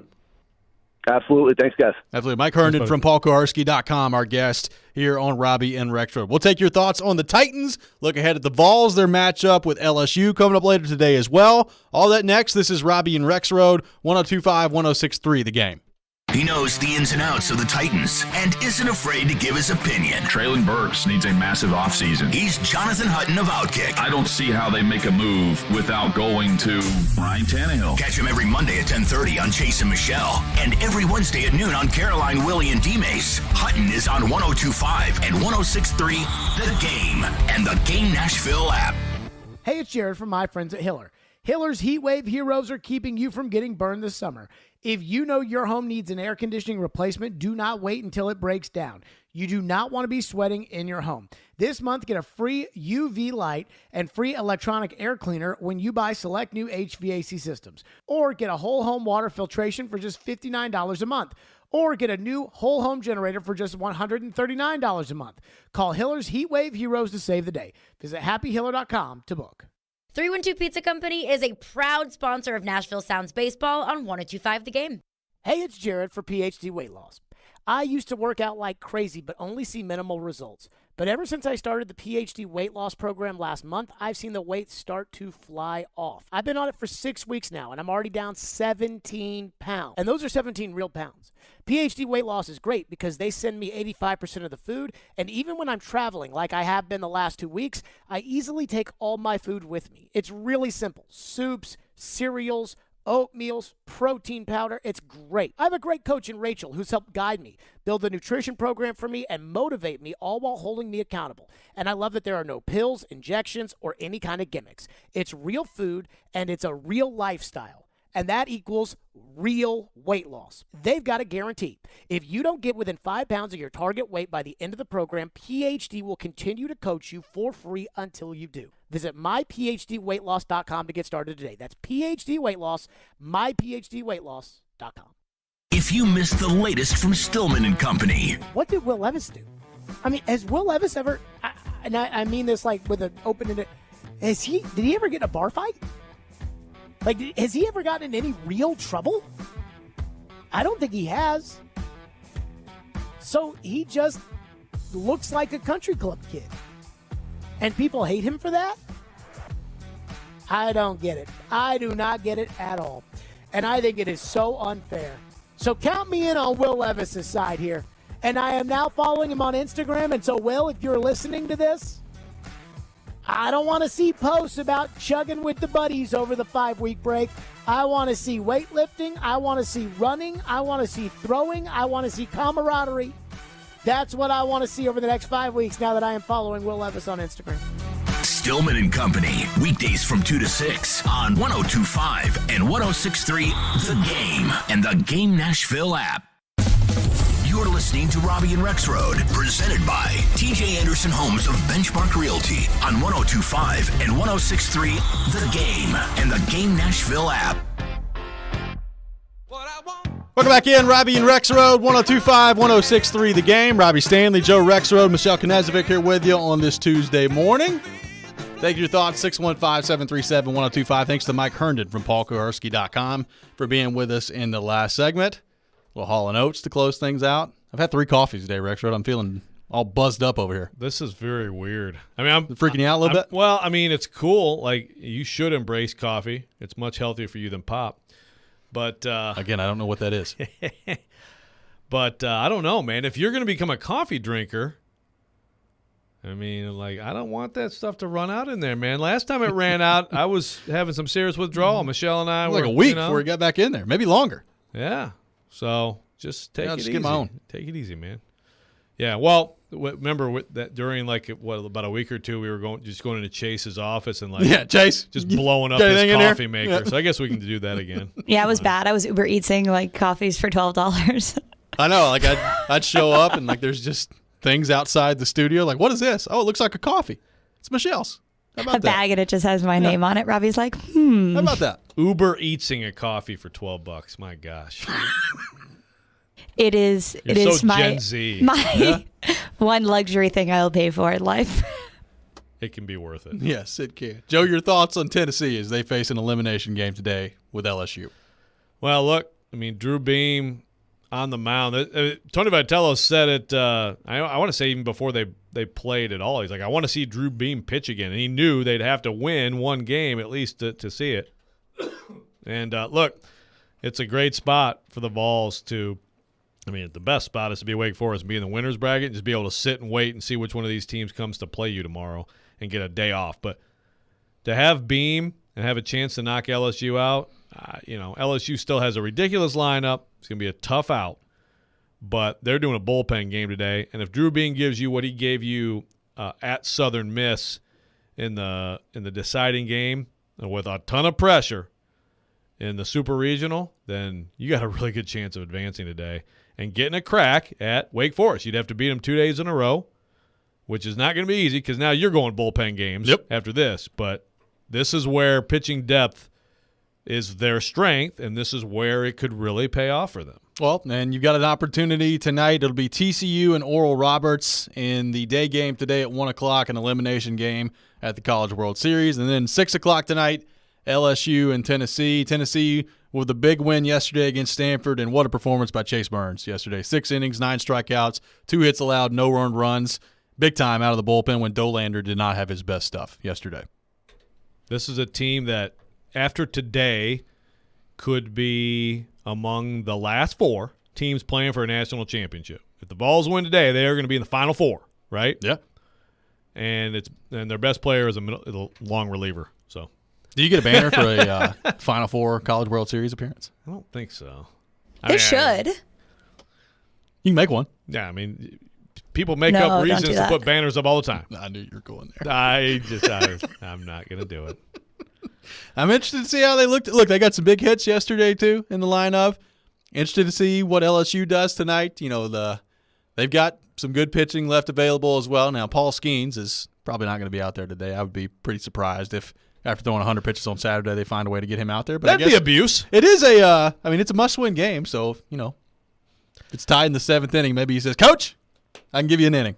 Yeah, that would be very dumb. Him or them, it'd actually be inhumane. But then again, they just faced Quinn Matthews, and that dude threw 156 pitches. It's difficult for Tennessee. You have to win today, and then you have to beat Wake Forest twice. And beating Wake Forest twice under any circumstance seems like a difficult thing to do. But just give yourself a shot today if you're Tennessee. Get to Drew Beam, and if he pitches like he did last week, you're going to be in good shape today. LSU has been one of the favorites to win it all year. Yep. They are, so far in college baseball, the portal team of all time. Like, there's a lot of money that's gone into building this team. Yep. Just eliminating them and sending the LSU fans home today after with bellies full of Jell-O shots. Yes. The thousands and thousands of Jell-O shots. 20,000 Jell-O shots. It's an incredible number. To me, that would be quite satisfying, wouldn't it? It would be. Just to bounce them. Just an incredible number. And then, then you just take a crack at Wake Forest. Wake Forest LSU last night, for anybody who loves the College World Series, it was awesome. That was that game lived up to the billing all the way. Great baseball game. And LSU was in real position to.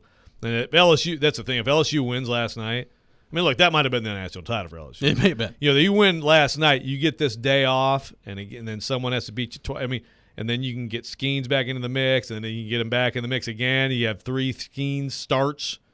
Yeah. So now you got to beat Drew Beam today to advance. It's a great event, you know, the way it's set up. It's going to be fun tonight. Tennessee taking on LSU at 6 o'clock, so we're looking forward to that. Coming up later tonight, Michelle Knezovic, you have an announcement to make. Yes, I do. A little bittersweet announcement that next Wednesday, a week from tomorrow, will be my last day at 102.5 The Game. So after 2 years, guys, a great 2 years, it'll be my last day next week. No, it's not. How do we actually get the pre-show meeting? You're not allowed to leave. Yeah. Yeah, this is the first time you guys are hearing this. This was not scripted in the pre-show meeting? Is this the first time you're hearing this, guys? Did you wait till Izzo left to Well, Tom Izzo scares me. He doesn't respond to text messages from me or Joe. So how are we going to get him in there for the pre-show meeting? You can't leave. I know. I hold this team together. What are you guys going to do without me? I don't know. But it's going to be the listener now is like very what is confused. happening? What is happening? I am. I will give a little brief synopsis on. I'm moving to New Orleans at the end of the month. 2 years in Nashville. It's been fabulous. You guys, I came in and I had no idea how to even do any of this stuff over here, and we have been on the air. We have made it on the air, guys, every single day. So yeah, but we're going to enjoy these next couple of days. And yeah, and you know that whenever Tennessee plays Kentucky, that I'll be a guest, obviously. Yeah. And week 1 when they play the Saints. So I'll be on. I'll be popping in here and there and on social media and everything. But no, this is BS, dude. As for what's next, there's just a question mark right now. Yeah. Well, we God bless you for sticking around us for 2 years and not leaving immediately. I mean, it's kind of amazing. We didn't run you off I was quite immediately. terrified at first. I'm kidding. Terrified of we're like intimidating professionals or because we're idiots? No, just that I knew this board here. I got to make sure you guys are on air. I remember Ryan Porth. Actually, my first day was Pekka Rinne's retirement announcement. It was, yes. That was my first day, and I don't know if you guys remember, but I was so nervous, and I got here super early that I left my car running for the entire 4 hours. I do remember that. The entire 4 hours of this show. It was probably like 4+ hours because I stayed after for training. And I remember I couldn't find my keys when I was leaving, and I just was so nervous. It was my first day at work. And I'm like, I just left my car on from 5. It was probably like 5 hours, from 5 a.m. to like 11:30. That's a good thing nobody took it. So hey, that's how it started. Nice and warmed up. We've come a long way. And listen, I have educated all the Vols fans on Kentucky. I mean, they should feel thankful that they got a taste of Kentucky every single day. That is a good point. What are we going to? We're not going to have enough BBN talk. What was the date? What was that date? Do you remember the date? July 13th. So almost exactly 2 years. July 13th of 21. There you go. Man. Time is so weird. Like, it feels like it was a lot longer ago sometimes, but also like it went in 5 minutes. Right. I agree. I mean, listen, you turned 50, Robby turned 30, I turned 26. Like, this is crazy. Thanks for laying that out. Thanks for laying those numbers out. So, for really quick, I'm trying to do a rap, and it's really hard. A farewell rap? Yeah. Oh, man. Yours was like, I didn't realize how hard it was until I tried, and now I'm confused as to how you even did yours. So there may be something coming at 7:45 tomorrow. All right. We're not really sure what. We're trying to create it. Okay. And I'm a bad singer, so it'll definitely be pre-recorded. Well, we're looking forward to that. We have a week left with Michelle, so we got time here. But we love you, and we'll enjoy this last week together. Yeah, we'll see. Here. Like, we're going to fight this. Yeah, we'll see what happens. That does it for us today here on Robby and Rexrode. Chase and Michelle up next. This is 102.5, 106.3 The Game.